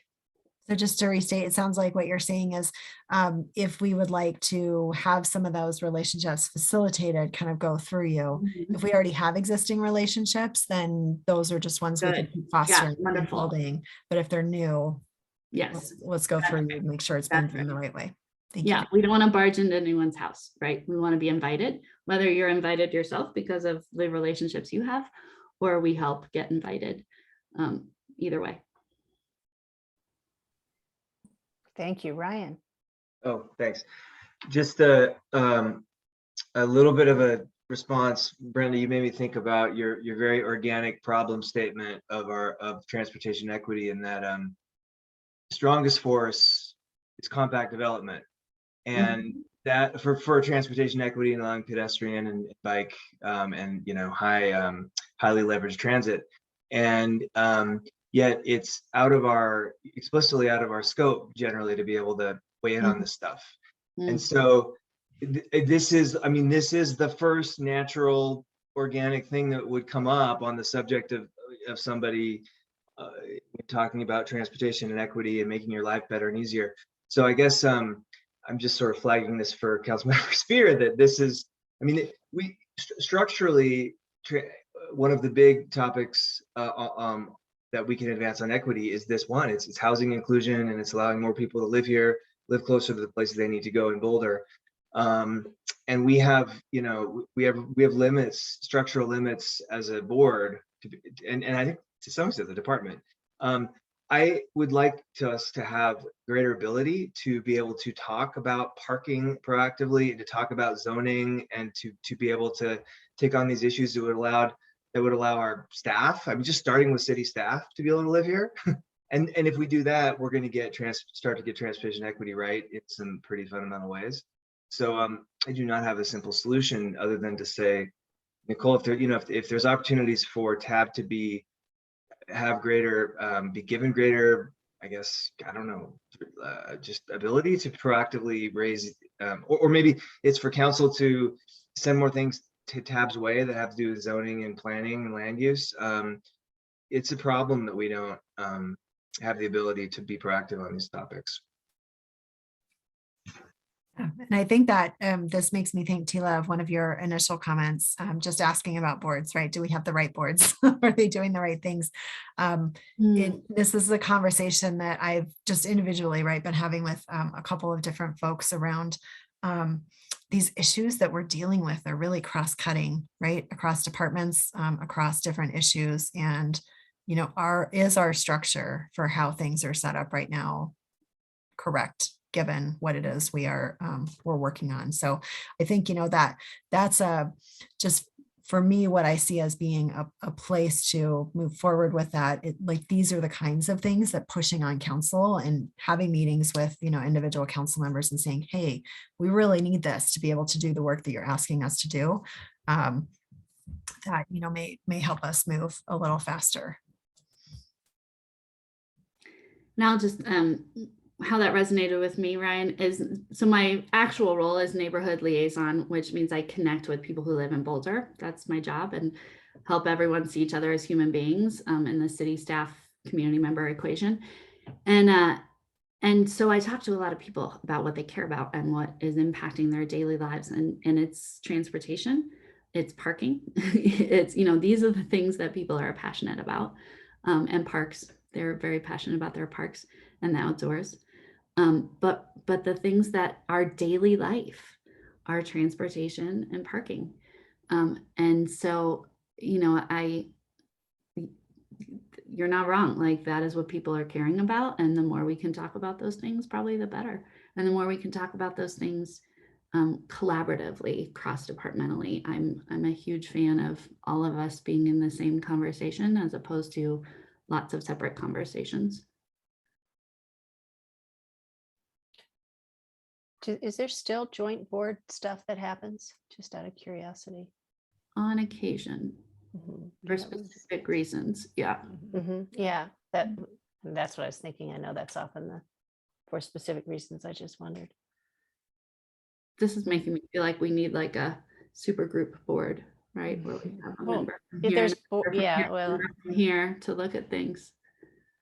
Yeah, the silos help dig into specific things about stuff, but what I'm hearing right now isn't about silos, right? It's about what we've been talking about, the collaboration, figuring it out from this perspective, how we impact each other. Yeah, but then it's easier said than done, what that looks like in action to make that happen. And yeah, Becky. I just had one more comment on this because it didn't come up, which is just, I think there's, this is a good role for data to, in the absence of being able to get representative input, not to give all the answers, but to be a source of perspective that otherwise, it's hard to come by. As far as tracking who's where and who we hear from and where and how. Oh, no, I meant more You- like on specific issues we're talking about. You can, we have some degree of data about the population in Boulder and Yeah, who lives where and who's served by what and that kind of information. Yeah, just and I know there's lots of data that goes into the work that No, I just want to be specific. It's one of our board and commission issues, actually, is we don't have a true baseline of like who sits on our boards and commissions now, which is pretty easy to get. If we ask all of you to identify yourselves, you will probably. But who has applied in the past and not been appointed? We don't have any of that data. So when you say data, that's where that bounces off me. But yes, we have there's this amazing computer program that creates for you a racial dot map of your city that shows you, according to census data, where people who identify ethnically in different ways live in your city. And we use that a lot when we're at the sort of beginning stages of projects. We say, okay, where are we and who lives there? And what does that look like? And what does that mean to the goals of this? And how do we then engage in that way?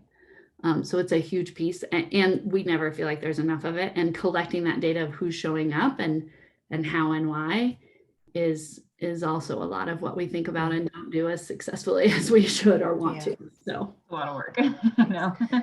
Nicole, I'm going to call on you and also say that we need to move on. This has been such a good discussion, and I hesitate to cut it off, but we just have an hour and some talking about the to do.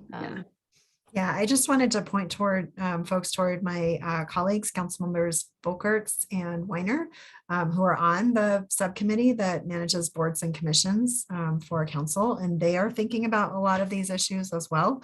And so they are wonderful folks to get in touch with and provide feedback to, just because that's sort of their job right now.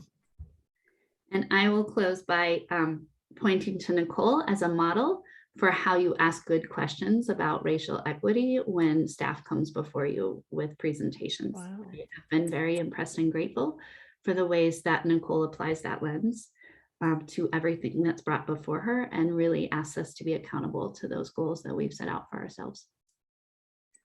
Great, thank you. Brenda, thank you so much. Really appreciate it. It's important work and very good to learn about it, and some good tools. It sounds like not just for Alex, but for everybody to be aware of the model. So yeah, thank you so much. All right, so I'm going to shift gears because we have the 2022 work program and then tab kind of interests and priorities to at least begin to map out. And I want to have a little bit of time to just circle back on, is there anything that came out of tonight that you do want to commit to scheduling more time together to go through, like the work that Nicole is talking about with the trust building and mastering conflict and that sort of thing. So Natalie, I think this is you and Valerie, right? That's right. And Valerie is going to share her screen. Okay, good. Thank you. And I'll go through a few slides and then Valerie will take over. And I'll try to be brief because I do want to get to the next piece of the conversation about what Tab is excited about and then where we want to go from here after tonight. So all right. Well, I'm going to just go over our goals and work program and then hand it over to Valerie to speak to more detail around the work program. If you can go to the next slide, Valerie. Oh, there we go. Okay. So you all are, I'm sure, very familiar with our goals. So these were set out in the 2019 Transportation Master Plan. And these are really our guideposts for the work that we do as a department. The TMP and these goals were adopted by council and they serve as our council priorities for transportation. Next slide.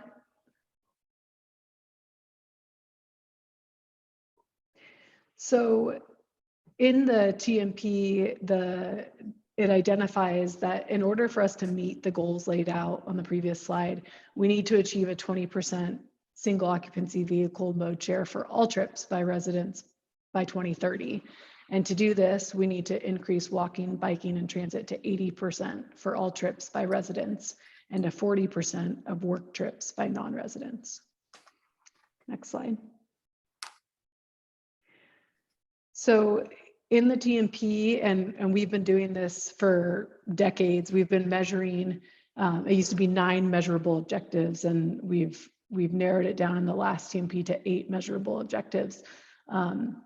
And these are, we've been tracking them for decades, and it really guides the work that we do. So we measure these objectives every 2 years, and that's through the Transportation Report on Progress.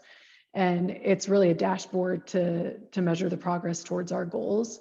And in the 2019 TMP, we updated the objectives to reflect the 2030 target year. And then we also incorporated the city's renewed climate commitment goals, which for climate commitment, it was to reduce transportation sector GHG emissions 50% by 2030. And next slide. So here's just a snapshot of the 2020 report on progress, and what this shows, and you can kind of see from the colors called out here, is that we're making good progress on a couple objectives. Those are what's shown in green. We're doing okay in the yellow, and then we really need to improve in the red. That's where we're not making progress. We're trending in the wrong direction. And you can see it's a couple of our most important objectives in order to meet our goals. It's VMT and mode share and safety. So, and then we can go to the next slide. And so, as I said, you know, the goals and measurable objectives really guide our work program, and we try to implement a work program that's going to help us meet our goals. And you know, what I'll kind of say is, from the 2019 Transportation Master Plan, it's not super clear. Our actions or work program actions are not clearly tied to our objectives and our goals as they have been in past TMPs. You know, the 2014 Transportation Master Plan really did a good job of showing that direct tie between the work program and then what that work program achieves as far as the objectives and our goals. And so I think that's an area where we, in future transportation master plans, really want to kind of bring that back, because I think that's been, and we've talked about this with board members over the last, you know, year and a half or 2 years, is that there seems to be this disconnect between the work that we're doing and how that's helping us meet our goals. But I think that's where there's an opportunity for us to have more conversation as staff and board to really figure out what it is that we're doing that's helping us meet our goals. Because I think we've heard that kind of question from board members a few times lately. So our 2022 work program highlights, a lot of this will look very familiar to you. I think Erica shared a snapshot of our work program early in the year. But as always, you know, there is that, I think somebody referenced earlier, the kind of boring work that we have to do. So some folks don't find it boring, which is good. But maintaining core services, you know, that's really snow and ice removal, pothole filling, median maintenance. Those are our core services, and that's the work that, you know, is expected to keep the city running. And then enhancing maintenance, and there is the work that we're doing to enhance our pavement management program and our sidewalk maintenance, with, you know, trying to integrate Vision Zero initiatives into our kind of ongoing maintenance programs. And then, of course, a focus on Vision Zero. And this year, that's we have several intersection improvement projects that you all are familiar with. And then the Vision Zero action plan is underway. That work is underway. And the TAN, of course, which Valerie will talk to in more detail later on in the presentation. And then our other kind of key work programs are implementing our key capital projects. And I couldn't list everything here, but you all are familiar with North Broadway. That's been going on for over a year now, 30th in Colorado as well. And then we'll be starting on the 28th Street improvements this year as well. Next slide. And this is where Valerie will take over. Yeah, thanks, Natalie. As Natalie mentioned earlier, our work plan is really centered around those measurable objectives in the TMP. And we wanted to highlight also just a few examples of areas of work that our staff in our transportation planning division are working on to really turn that dial on greenhouse gas emissions and VMT reduction. So for example, when it comes to making those convenient and cost-effective choices to use modes other than the private vehicle, we're looking to continue incentives that we've had enduring work on over decades. To provide things like parking cash out and EcoPass programs that really make a dent in travel behavior, and especially relating to work trips. We do have a lot of longitudinal data that shows us that the average daily VMT for non-resident employee work trips alone is more than double the average daily VMT for Boulder residents for all vehicle trips. So that means that we do have areas where we can focus to turn that dial. And complementing those types of transportation demand management measures is providing people with convenient, high frequency and affordable transit options. So that's where our local and regional transit emphasis is so important. Things like restoring and expanding our RTD and HOP service levels, expanding BRT on Colorado 119, Colorado 7, projects like that, and making those big connections between transportation and land use, as seen recently at TAB in the body of work around the East Boulder Subcommunity Plan. The modeling for that plan showed that scenario that is now moving through the adoption process will result in a 28% reduction in greenhouse gas emissions as compared to other scenarios that were modeled. So another place where that intersection of transportation and land use is so important for turning that dial. And then electrification will also have a big role to play in greenhouse gas emission reduction, everything from e-bikes to e-buses. And we're well on our way to our TMP goal of electrifying our HOP fleet, our local transit fleet, by 2030. And we have 4 e-buses that are in service today, 11 that are going to be in service by 2023, and a full fleet of 17 buses by 2030. And we're also working on shared charging infrastructure concepts with partners such as VIA, the university, and BVSD to further that future of bus electrification. And as part of our shared micromobility program, the electrification of our shared bike fleet has been a game changer in terms of the use that we're seeing and the attraction of new users as well. So we're really excited to continue to support the availability of e-bikes through our micromobility program.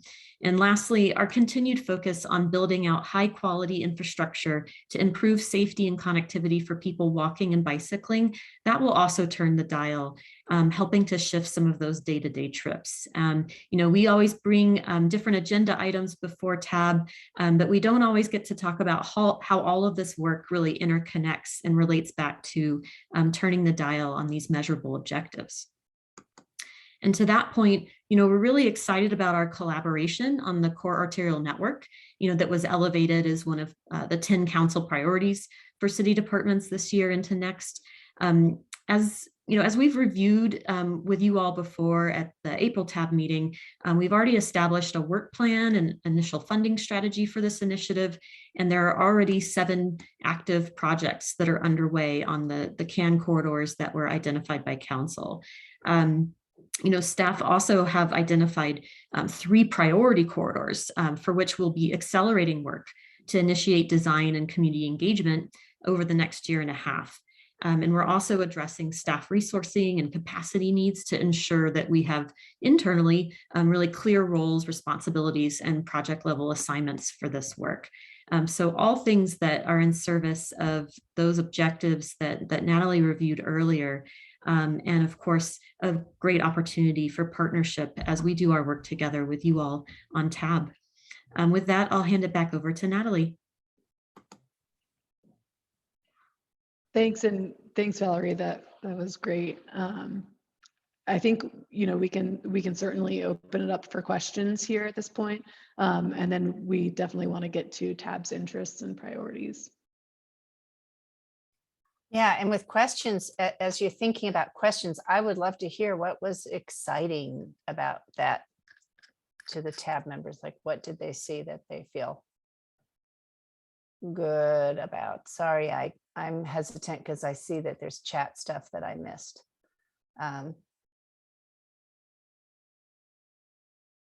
So there's a question from Ryan. Just a clarifying question, Valerie, thanks a lot for all that. That's something that looked really exciting. I just wanted to, the GHD VMT turning on the dial things, I'm feeling heard. I like that. I like what I'm seeing there, but I didn't see if that was that one of the work plan items, or does it not fit there? Or I'm not sure work plan is the right term, but before that there was a slide that showed the plan for 2022. And then I'm not sure if the turning the dial fit into that. Yeah, Valerie, do you want to, I'm happy to take that, or. Yeah, I'm happy to add on anything. So Ryan, I think our intent there was, to provide a high level highlights of the work program. And then Valerie kind of went into detail around other work program items that are in service of kind of turning the dial on GHD and VMT. So in service of those objectives, the measurable objectives, and then also our goals. Hopefully that. So, all of the work that she talked through on that slide is work that we're doing. That's on the work plan. Yeah, in a sense, I thought it might be helpful to just share, as Natalie mentioned, that we have these kind of bigger buckets of work that are reflected over all the years in terms of the department's work plan. And those areas of work are really fundamental to how we shape, what we prioritize in partnership with you all in council year to year. So, it's really kind of a higher level look at the efforts that we feel as staff have been successful over time at turning those trends, as the yellow and the red and the green you saw on that slide in the progress report, where we're making progress. We're continuing that work, and then we're expanding work into new areas to address the places where we're not necessarily seeing the progress that we'd like. So I think those buckets of work might be really helpful for Tab as you consider, the things that make you really excited. It's reflected in various items on a work plan, but they're also kind of almost like initiatives or work areas where we could maybe find, some place for conversation in the future. I think I got it. Thanks a lot. What specifically is exciting about this to you, Becky? Sorry, I had a different. Yeah. I mean, a lot of it is exciting. I think. It's hard for me to honestly keep track of everything. There's so many. Yeah, there's so much, right? I'm not really sure how the department does so many things, given how much is going on. It sounds like a ton of work. But I mean, I'm always most excited about things that get us towards Vision Zero. That's really, I just most excited for the day when nobody dies in traffic in Boulder. And so I have a question. Should I ask it now, or do you want more answers? Yes. No, it's fine. Yeah. Thank you. My question is I think one of the things I struggle with in trying to figure out how to make a decision or have it kind of form my opinion on something is, what is I don't always understand the gap between, I understand where we are, here's our goal and here's where we're at in service of that, in reaching that goal.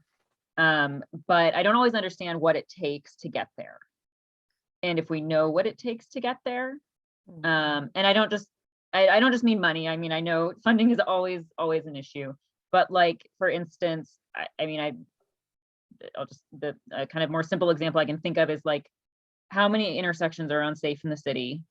How many intersections would we need to make safe to cross an arterial street, say, until we know every single one of them is safe to walk across. It, as much as we believe can be controlled for. So like that kind of understanding, and then from there saying, okay, well, if there are X number of these, how many dollars would it take to fix it? Or how many? I know there's a lot of stuff that goes into it, and that can't all be answered today. But I just really struggle with like understanding. Like I don't know. It doesn't seem like the 2030 goals are possible. Do we think they're possible? I don't. Do we not think they're possible? And what would it take to make them happen? Like what would need to be provided? So that I guess my question is just like, do we know the answer to that, or do we not know what could get us to reach those goals? And we know that these are strategies that'll get us towards those goals, but we don't know if they'll get us there by 2030. Right? My question. That's a good question. I can jump in if that's helpful. I think, there was a lot of conversation about the 2030 horizon, and the TMP and TILA can probably speak to that.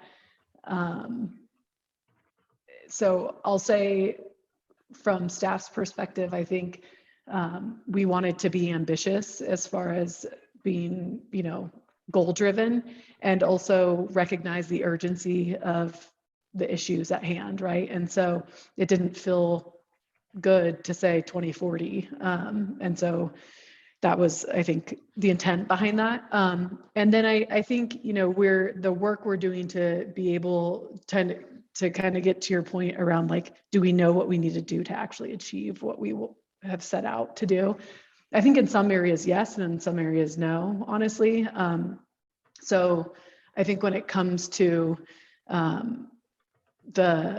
like at a high level, what it is that we need to do, like we know that, but like how to actually do that at a detailed level, we don't know how to do that, right?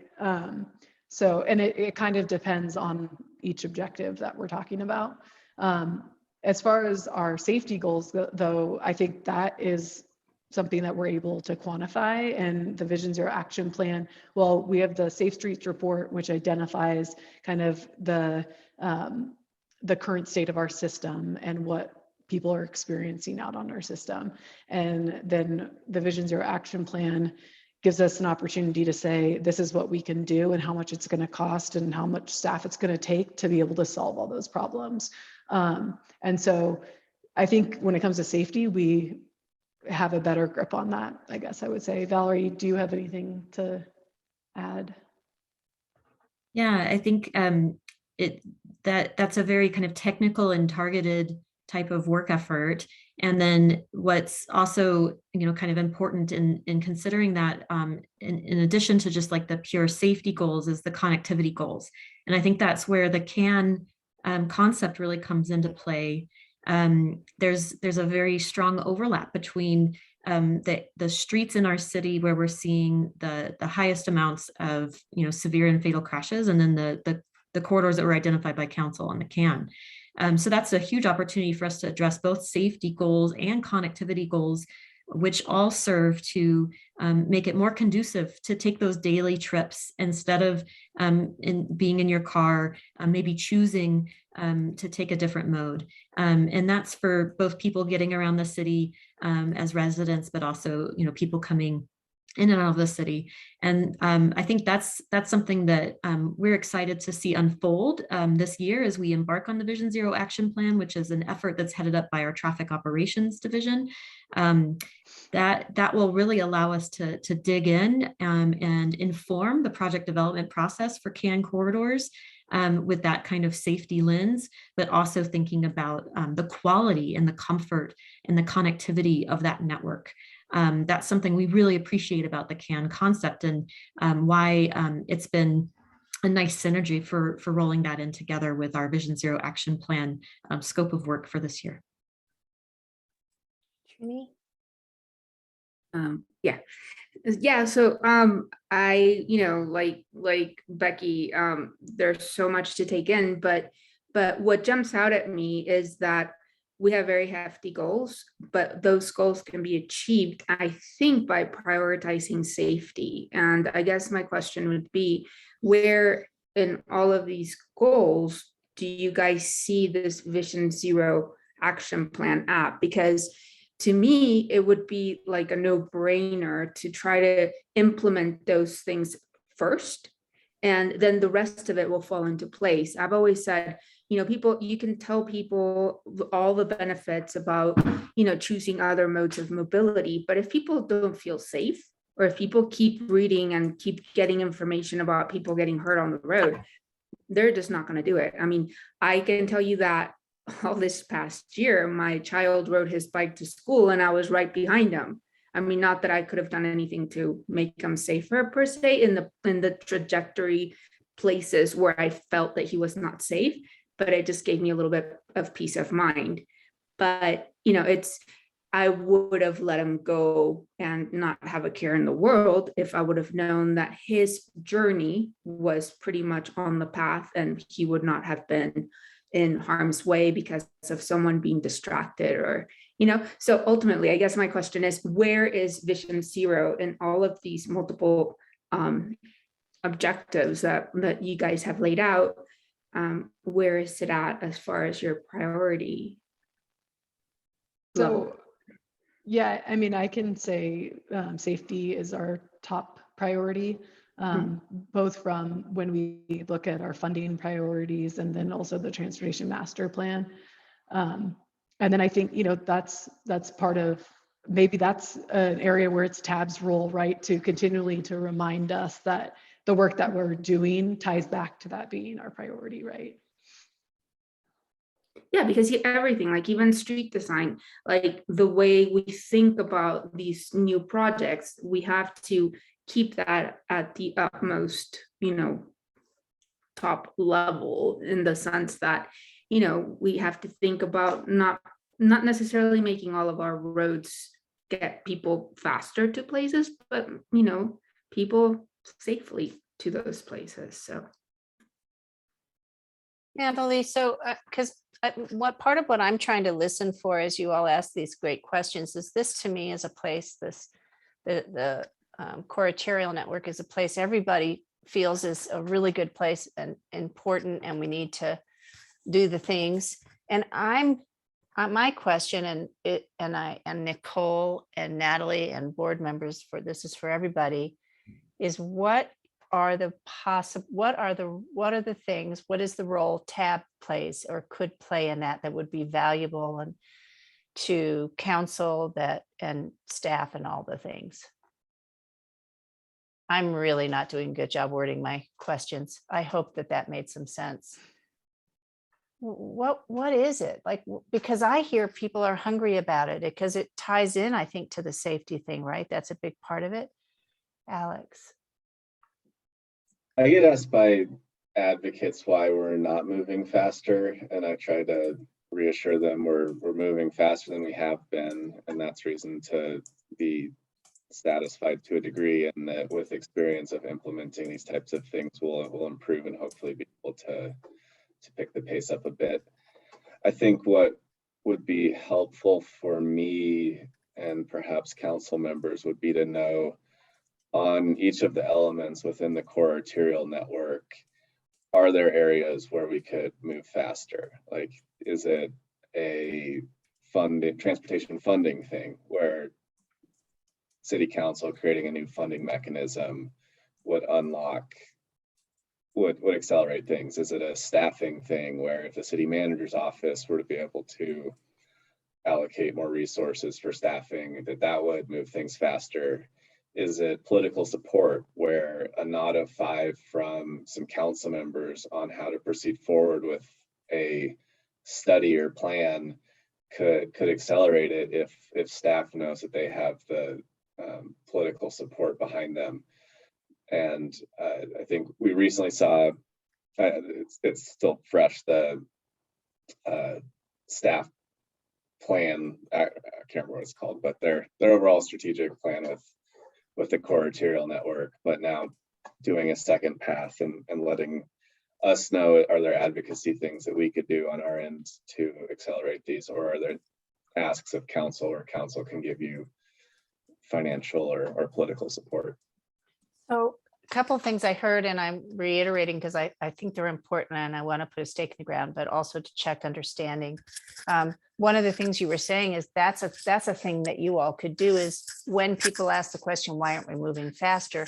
You have the possibility of giving a really good answer to not just we are moving faster now, which is really exciting, but when you look at all the things that staff is working on, that there are the key, I know this is utilities, but keeping the lights on and the water running is the foundation that we have to do to keep the city running, right? The streets paved and that sort of thing. So you have some of that knowledge to share, but then also exciting because we are moving faster now. Then the other thing I heard is not just in your messaging, but where can you advocate and help reach out other populations, talk to council. The more you understand about what's needed, the more you feel like you could find your place in that. Is that right? The advocacy to council or others? Yeah, I think this would be sort of our red line, our red pen of council of, hey, here's a place where we think the city could move faster, and with your leadership, we would like to see if you can provide staff with direction or resources to accelerate a piece of this vision. Okay. Ryan? Okay, on the question of can and what can TAB do, this is a really good question, and I'll offer a couple things. And Nicole, I'll probably speak to you directly on these. I think there's two risks of this whole enterprise that concern me. The first one is that it is a long-term. It is a plan. It's only a plan right now, and it's like kind of like a plan. It's in a sense, it's like a plan to develop, more detailed plans, which we have to do for each of these different corridors and areas. So if I'm a council member, I guess what I would be wondering is what do we expect? What's the timetable that I should expect for the rollout to look like? With some flexibility in there, but like let's just be concrete about for the different aspects of the plan, and then what does it look like at each year, or 6 months, and then each year going forward, and then has TAB helping to provide some kind of a progress report, or maybe it's staff or whatever, but like TAB has an advisory, I should say an accountability role on this, and helping to ensure that there's accountability to progress. And I mean that in the gentlest sense of the word accountability, but just that keeping on track. And if it turns out, well, things need to get pushed back, which happens, fine, but like let's just have some rigor around the council understands this 5 or 10 year plan, like what we need to be doing kind of quarter by quarter to be on track, and if we're not on track, what course correction is needed. So that's the first thing I think TAB should be doing on CAN. We should have a standing item one way or another. Go ahead, Heidi. I want, that was a lot, and I feel that you're going on to point 2, and I want to stay here for a minute. Is that does that make sense in terms of everything we've heard about what TAB's role is? And is that valuable and useful? I don't know. But I want to ask that question because I'm trying to tie into Aaron conversation, Nicole conversation about TAB's role and adding value. Does that feel to the staff members here and Nicole who's here like, yeah, or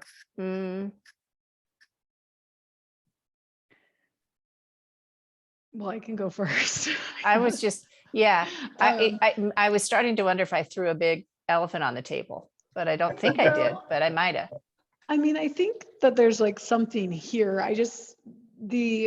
Where Ryan said the word like accountable, holding staff accountable, I guess is where I was kind of like scratchy, huh? I'm not sure about like that being TAB's role. But I don't know the like answer though. So I'd be curious to hear, Nicole, if you have a thought here on this.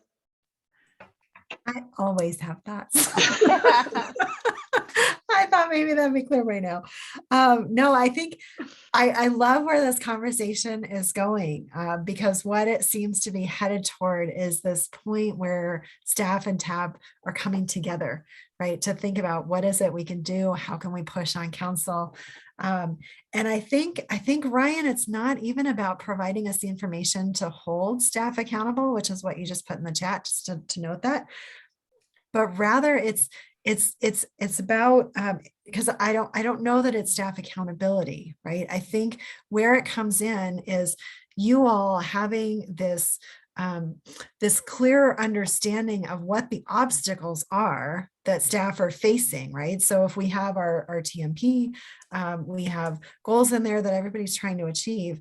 I feel like TAB is the group that's best positioned to understand where the hurdles are, where the brick walls are, the obstacles the staff is facing, and elevate that to council. Because there are things that you all can say to us as council members that I don't think staff can say. I don't know that we have fully that culture in the city, where staff feels really empowered to say some of the things that maybe need to be said sometimes. That to me feels like where the power of our boards and commissions come in, is that advisory position. Like, hey, if we're really going to hit vision zero, council, staff needs this, or, you need to redirect priorities and, and focus on this kind of thing to council, right? Not to staff. Because I feel like those relationships that you could build with each other will help facilitate council getting that information in a way that we might not be able to otherwise. Thank you. Okay, and then was there anything that you would want to add, Natalie or Valerie, or not necessarily?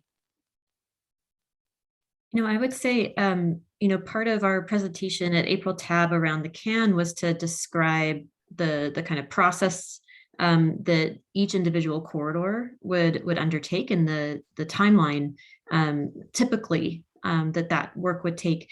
And as we presented that information and we highlighted the 3 priority corridors, the intent of delivering that information for TAB was so that you have that insight into the work that's about to unfold, and how those little boxes on the schedule, like what that means, what we'll actually be doing in each of those phases of a project. And I appreciate Nicole's comments earlier about the opportunity for TAB to digest that information and lift up what are the things that drive those schedules. Often it's a combination of factors. It could be staff capacity, it could be funding, it could be a number of things, right? And every individual corridor kind of has its own story in terms of the process that will unfold. And I think that's something I'm really taking to heart is listening tonight. What it is that maybe we could continue to cover in terms of the information we share, so that you have that information that you need to communicate as advisors to council. When we present that we're accelerating work on 3 priority corridors, and then the feedback we get is that that we could be doing this faster, I'm really looking for how we can talk to each other about what it is that's maybe the opportunity to accelerate further. So I hope that makes sense. Where my perspective as city staff, where I'm coming from, is we're always trying to be responsive to the feedback that we're getting from you all, and sometimes we do come back with information, and it does feel like a little bit of a disconnect. And so I think that I would love to just hear more concrete examples or ideas from you all on our plan to accelerate the work, how what ideas you have for how we could modify that. And ultimately, I think that would be maybe a more productive conversation. I think what I'm just hearing is that we need to do the work faster, and it's hard to operationalize that. Yeah. And Can I respond just to, at some point, just to because I know I raised the original plan, but please, I don't want you to go ahead, Natalie. no, I don't have anything more to add other than I think, what I hear with what Valerie just said is that, like, we want TAB to be a thought partner. And so if your thought is, well, this could be going faster. No. Then we talk about like, you know, how you would do that, you know, instead of, because, you know, obviously we're bringing to you what we think we can do. So, yeah. So can I just say thanks for sorry, Trini, did you want to? Well, I guess my question would be, and I maybe I missed the answer, but does it have to do with funding? I mean, we all appreciate all the work that you guys do. I mean, it's tremendous, and that's one of the things I said in my application, that I felt like so incredibly privileged to live in a place where, you know, you guys were doing such an incredible job overall. But my question would be, I mean, do you think that we could move faster if we had access to more funding, for example? Would that be something that would be helpful? So it depends. I mean, well, because the reason I'm asking, because of the work that I'm doing on my day-to-day, like at my 9 to 5 or whatever you want to call it, I keep getting all this information about new funding that's available for cities and for different communities, and it's new money. So I would like to know if I can kind of share that information with you guys, or what the, like how to make that known to you. I mean, I'm completely new at this, so I don't want us to miss out on opportunities as a city, you know, to have access to these funds that I know are out there. But how do you do that? I mean, how do I do I'm hearing so much good intent, and I just need to I need to acknowledge that, because I think it's so great. And I hear, you know, Trini's trying to say, I just don't know and I'm new, but, you know, don't want to miss an opportunity simply because I don't know and I'm new, right? And I'm not sure what the right thing is. What I really liked, what I'm appreciating isn't, here's a solution we have to offer, but help us understand what is the situation that you're facing, and together talk about what are the roadblocks that we're facing. And then in that conversation, it could become clear. Some of the things that I thought both Alex and that all of you have brought up, it could be a funding issue, it could be a staffing issue, it could be something unique to that specific part of the corridor. But through this inquiry, you could identify these issues together, and then potential solutions like what you're talking about, Trini. Is this making sense to everyone? It's this working on the issue together. And I think there's been, because I think you have some just great ideas, what Trini just brought up, there's some great things, and Ryan, you as well, of working separately and coming at it with a solution, as if that work has not already been deeply done elsewhere, can feel bad, right? But if instead we have the conversation with each other as you're doing tonight, I feel like this is where it feels like things could happen. Would you agree? That's a whole lot of absolutely nothing coming at me right now. Not agree. I agree. Heidi, I'll be honest, I'm a little stuck on I was hoping to tie up the can thing, because I was giving You have one more, yeah. Yeah, and then I wanted, if I could just respond, 'cause there's a lot of sort of like feedback on the original point, and may I try to be brief?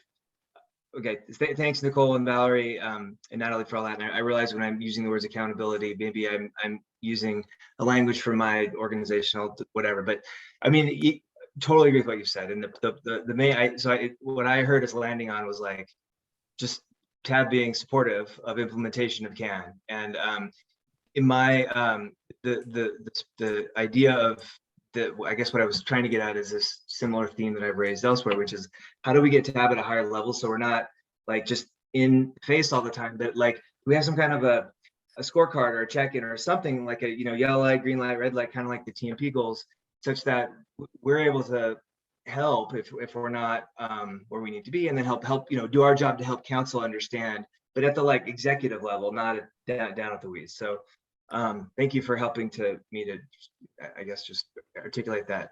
Then the second thing I just wanted to offer, because I think this is pretty important, especially that we have Nicole, because we have Nicole here, is I think the second risk with CAN, the big risk, it's the same thing that we've seen with the Folsom thing a few years ago, and it's that backlash. And we're going to be reallocating space, and it's easy to say today, but this is going to be a big set of political campaigns. And TAB is in a position to be supportive of this effort through engaging with community groups. So something on this, on like thinking ahead strategically about what are the political exercises we're gonna have to go through, and how can we support, and not like at the last minute, but how do we build coalitions and constituencies. So those are the big things. I'll leave it at that. Thanks. Thank you. Can I be really excited about what Ryan just said? I think that would be a great thing. Yeah, no, Ryan, I love, kind of the things that you're talking to here. I think this idea of how do we get to a higher level, like that feels like more conversation that TAB can have to figure out what those things are and how you start measuring it, with, input from staff, but really just to push that onto council and say, hey, here are these things you can potentially accomplish with, these projects. We advise doing, this one because it's going to get you the closest to these things that you say you care about. And I love that idea about working to get engagement and buy-in from folks in the community. That to me also feels like, just from one person on council looking at this, that feels like work that you all can uniquely do in the city that would be hugely important in kind of getting us through. And I think in collaboration with partners in engagement and staff like Brenda and other folks, it feels like something that would really add value to moving us toward our goals faster. From me as one person on council. Thank you. Other thoughts, ideas, things that are exciting to you about this, or questions or ideas about TAB's role with CAN specifically? I see both Becky and Tila. How about Tila first? Okay. So for me, a lot of the frustrating part about these long planning horizons was that they have to be so long, but that's the reality. But it often appears that we have to do the public engagement and feedback and looping different levels of public engagement before any real significant design work happens. And so I wonder if there's an opportunity for TAB to have a bigger role in some of that public explanation of what we're doing, gathering of feedback that might happen more in tandem with the more nuts and bolts work that staff is doing. If there's any way we could take off from the limited staff time, some of the burden that is inherent in some of the public outreach and public consultation and participation that's necessary in these projects. It's always hard to make a case for change without identifying what the problem is. And I think TAB is probably pretty good at articulating what we think the problem is, and might be able to do so more frankly than city staff would feel free to do. So I would just like to offer that. I've offered in multiple ways, TAB as available to help lead this. And in general, it just means that we're also invited to the same city meeting that city staff is in charge of planning, finding a venue for, coordinating, making the agenda, doing all of the hard work. And I just would like to again extend our availability as a resource to take some of that work off of staff's plate instead of just being a participation in that effort. Thank you.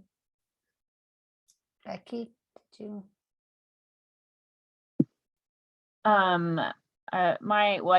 My first thought was just as far as what I'm excited about. I think it bears mentioning that the support of council for this work as it is right now is, I think, very unique. There are very few cities that have a council that want to move on this kind of infrastructure. Is my general experience. It's just incredibly hard to find places with that political will. So I think it is, this is a super unique opportunity to take advantage of it in whatever ways we can while we have that support.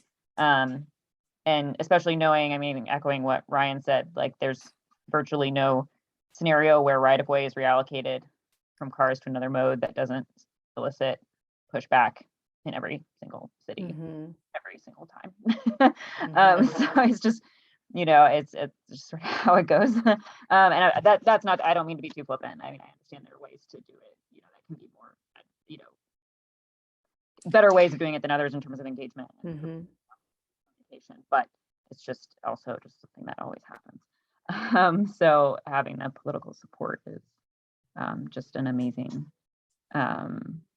resource for going into this kind of work. Yeah.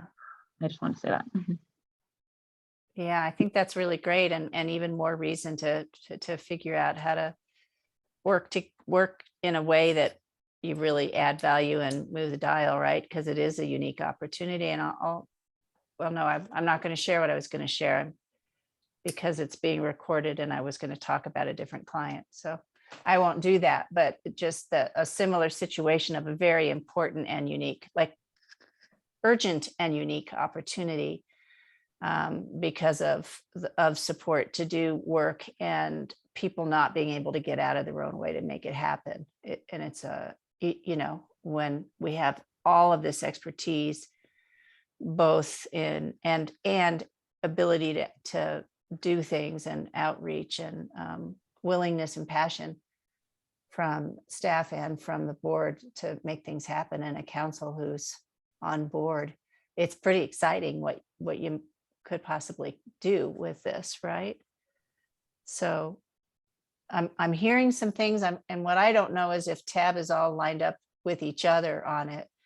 And I'd also love to hear if there's stuff specific from additional and specific from council and staff about how TAB could help. But I'm hearing about being able to tell the story about the problem and why this is important and why we need to do it.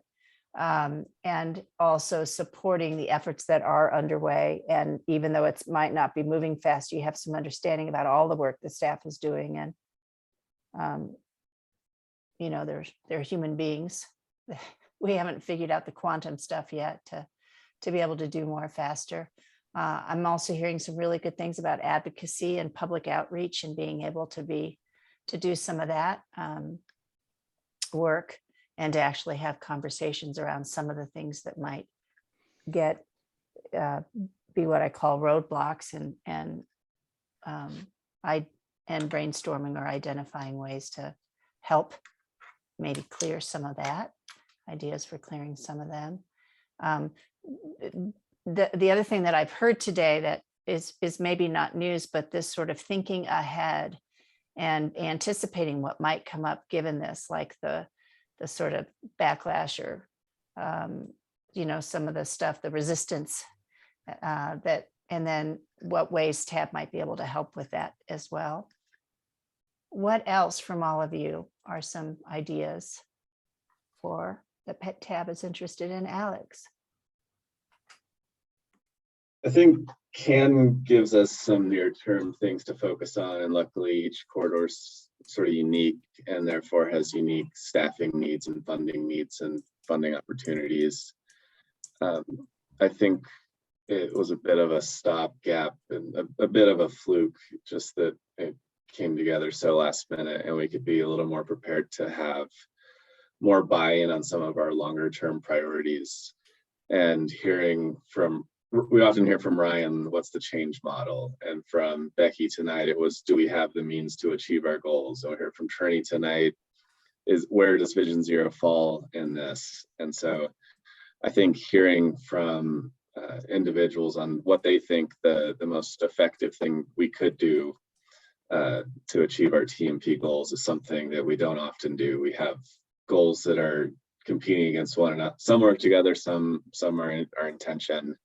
And we have this finite amount of money on an annual basis, and then even in a grant application cycle where we need to try to estimate the cost and benefit and the value of different things. So I think just hearing from everyone, because I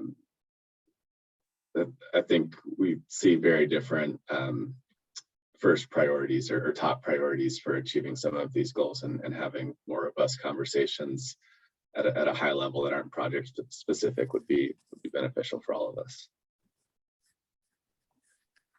I think I'm seeing head nods. Everybody's affect is getting a little lower because it's the end of the night and we're tired, but I can't tell how people are responding to what they're hearing, and it'd be nice to. Does that sound positive to other people too? High level conversations. Is that a place for Tab? Yeah, in that conversation. Yeah, okay. Tila? Yeah, I think Ryan phrased it. I mean, Alex, you wrapped it up right at the end there. I'd raise my hand. I'm like, but what about, so you captured it right at the end there, I think. But the way that he said it earlier was that, he joined this board wanting to talk about big picture policy level stuff, values and priorities, and just kept, getting caught up in the nitty gritties because, that big level discussion hasn't happened yet. And when do we get to talk about this? And it's clear unless we carve out some time, we're not going to get to talk about this. And I would like to hope that it's not just the kinds of values and objectives that we as a community identify and work on every time we do a TMP update, because that's not going to be scheduled until at least 2024.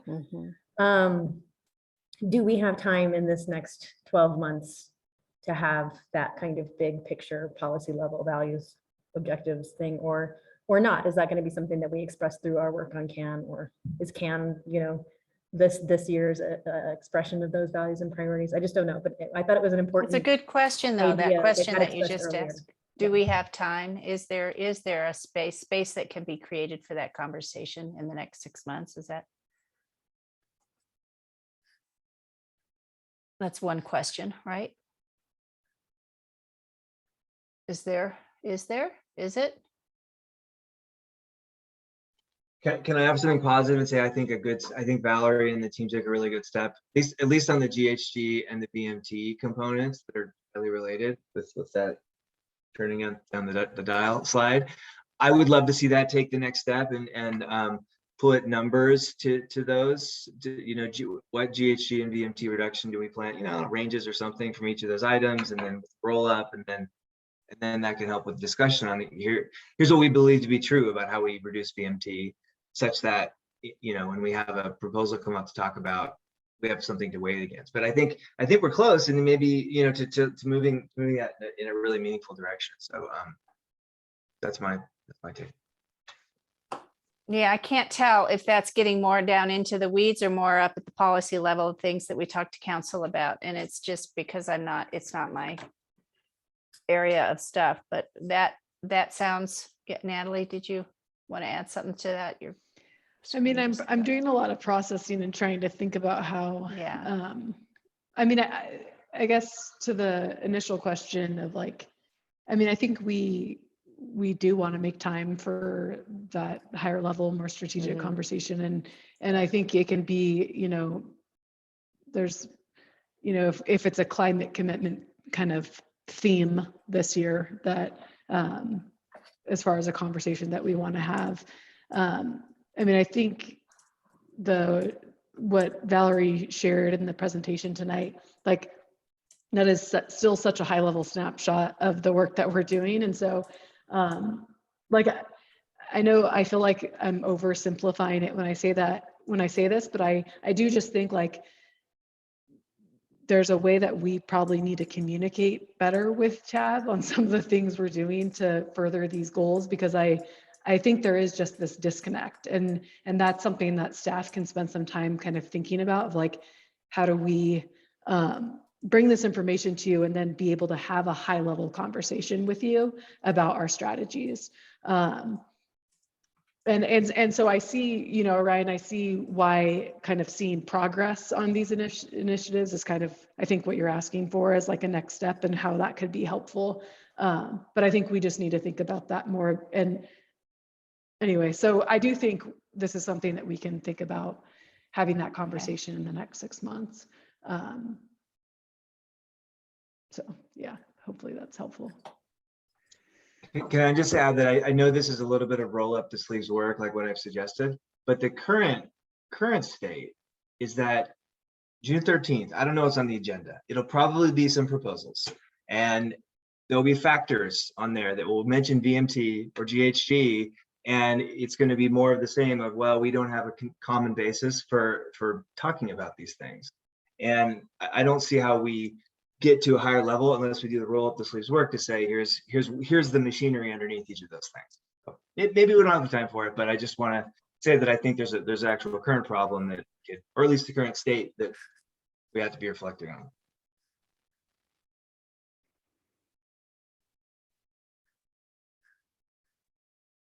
It seems like maybe there's some thought process that needs to go into that, and what would be useful and what would keep us at the level of that conversation that is the most valuable and useful. Because I think that's part of what's happening right now. Nicole? Yeah, Tila, what you were saying earlier about, is there time or where to fit in this? What I would just, as an outside person, ask you to think about is there time to not have these conversations, to not all get rowing in the same direction, to set expectations for each other, kind of information you're going to get and give, what your roles are, what the goals are that you're moving toward, and how this group can best work together. To me, even though it's going to take more time up front, it's going to let you go a lot farther once that initial work is done. And it's too late for me to tell you a story about taking my kids rowing for the last time, but just you can go a lot farther when everybody's rowing together, and you're going to navigate the obstacles and not fall out. And I just wanted to offer, for me on council, if there are things that council is doing that is not allowing you to have that time, if you decide that that's what you want, please let me know, because that's something that I could advocate for, of like, hey, we really need to give folks this time to think about this so that they can be better advisors to us as we move forward. Okay. I wanted to, sorry, I don't have a big enough screen to see what the comments are, and unless I go to chats, but I know it's important. It was off business. Oh, because you're a coxswain. Yeah, it's just saying you appreciate the rowing analogies because of your experience on a crew, it sounds like. Yeah. Excellent. It's been a really great conversation, and obviously it's a beginning of maybe a possibility of more positive conversations of figuring things out together. And I really appreciate everybody taking the time to do this. And there's more, I think part of what Ryan drives for is we have sort of the overarching and the things, but to really drill down on what's possible, and a desire to get more specific about goals, maybe even measurable goals. But I'm hearing also this awareness of some of the pain points from each of you, and an understanding of, I heard quite a bit of understanding of each other, and that makes me really feel hopeful. I think you need to find a way to have more time, have another, I know that you have your regular meetings, public meetings, but something else along these lines.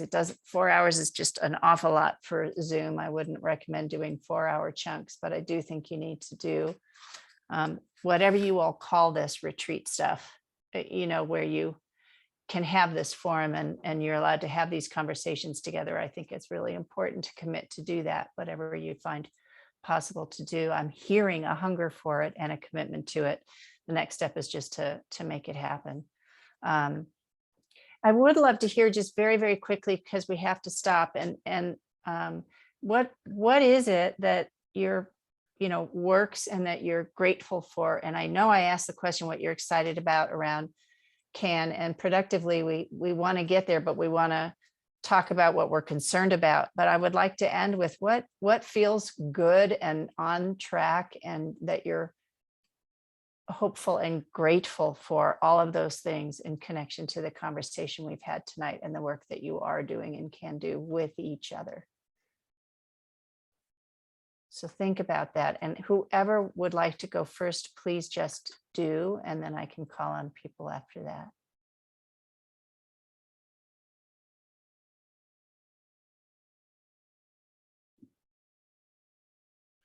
Kira.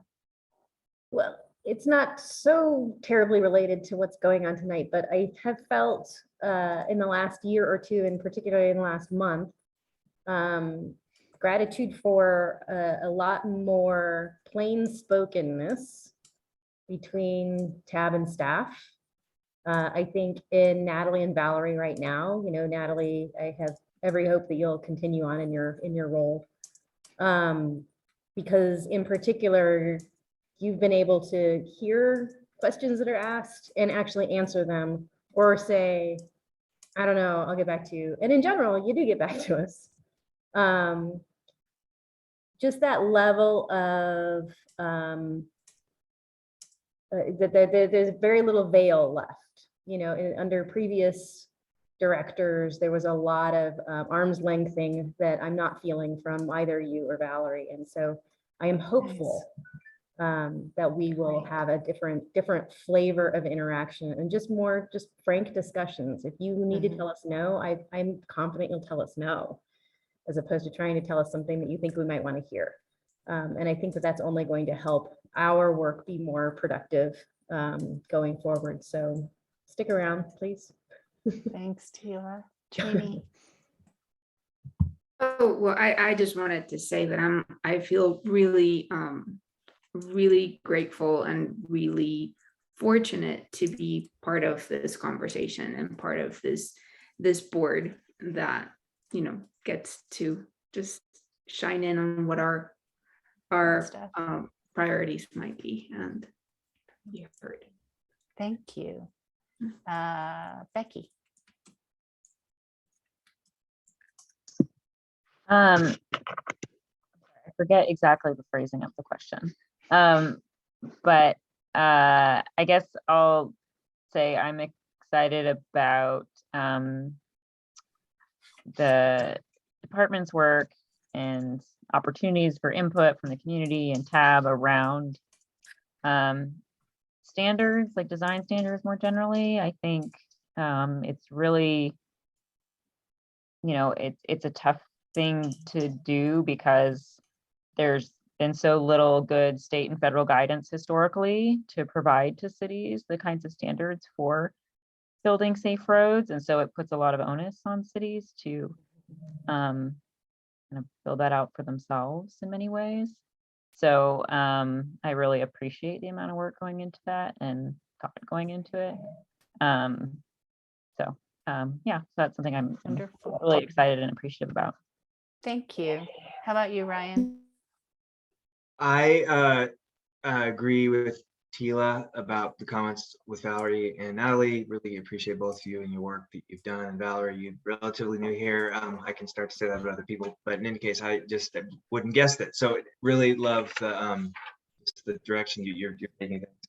And also, Nicole, I'm glad. I'm just so grateful to have Councilmember Spear here. Our as TAB council is. It was our primary or one of our two primary jobs is to serve council, to provide advice to council.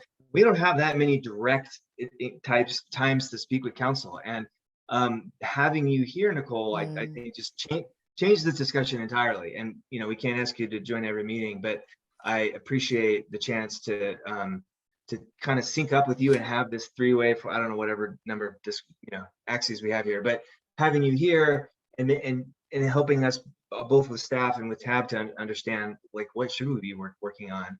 So I appreciate the invitation for us to be more engaged with you directly as council with Alex's red pen. So yeah, thanks. Thank you, Alex. It's been refreshing in the past 4 or 6 months to hear from staff that they see room for improvements in the methods with which they do things, the process, our communications, our design standards. Spent years just project by project, item by item, being assured that nothing could possibly be improved when it came before us, and then after the fact, very little reflection or attempts to avoid some of the things that we kept running into. So just hearing it from a bunch of different people in a bunch of different ways that we all, TAB certainly included, have room for improvement and how we go about it. Wonderful. Yeah, that's sort of opening in all parties. Nice. Thank you.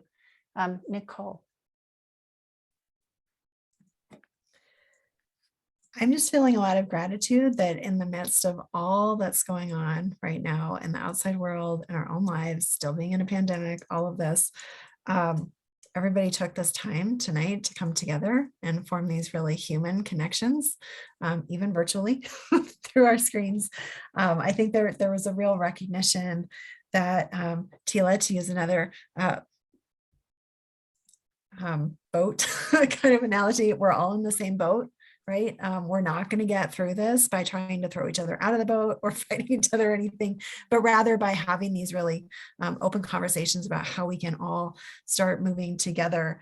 And it gives me a lot of hope that is really hard for me to find these days. So I just want to thank you all for giving me a bit of that hope tonight. And the other thing that I saw tonight was sort of this building of relationships and community. And that, in my mind, is what's going to get us through all of these really hard challenges, is these connections that we have to each other, the investments that we're making in each other and in our lives together. And so just thank you for giving me all that tonight. You really filled me up, and I will actually try to come to as many as I can. It doesn't always, sometimes there's other things, but you can absolutely ask me to come every time. Great. Thank you. Valerie. I think I'm really just appreciative and reflecting tonight on, I guess, the kind of shared reverence that we all have as staff, as elected officials, as appointed officials, as facilitators, Heidi, all of us in the work that we do in mobility and its impact on people's daily lives. That reverence for the people we serve and why we're doing this work. I think especially with the introduction of Becky and Trini to the board most recently, and the perspectives that you both bring. I think that's something that just fills me with hope and purpose, and just mutual appreciation for what we are all contributing together. Thank you. Natalie. I'm most grateful for just the kind of steps we've taken towards each other, I think, tonight. It felt like we, for quite some time, have just kind of been maybe talking past each other, and I think we're getting closer to one another, and that's going to just make it easier for us to work together as partners going forward. Yeah. Great. Did I miss anyone? I think I didn't. I don't know, Meredith, I know you're there. I don't mean to not include you. I just know you're busy, but do you? Okay. So anyway, thank you all. This was a big, long amount of time, but I feel like there was some positive movement in. There's still a lot of work to do, right? We don't have the total clarity and alignment, but we have a lot of where we're closer to that. And I think the common, and both Valerie and Natalie just put really well, that I love that shared reverence, but the importance of the work we're doing and the commitment and passion that everybody here has toward that important work is the stuff that gives us even more energy and will to do the good work. So I feel like you start from a really great place if you can find ways to work with each other on these big problems. So thank you all very much for showing up and engaging in the way that started out with wanted to be engaged. Had a little bit of fun, but I can see a lot of tired faces right now. So we'll call it a night. Thank you so much, Heidi, for absolutely guiding us through this. Yeah. All right. Thanks, everybody. Bye. Thanks, Heidi. Thanks, everybody.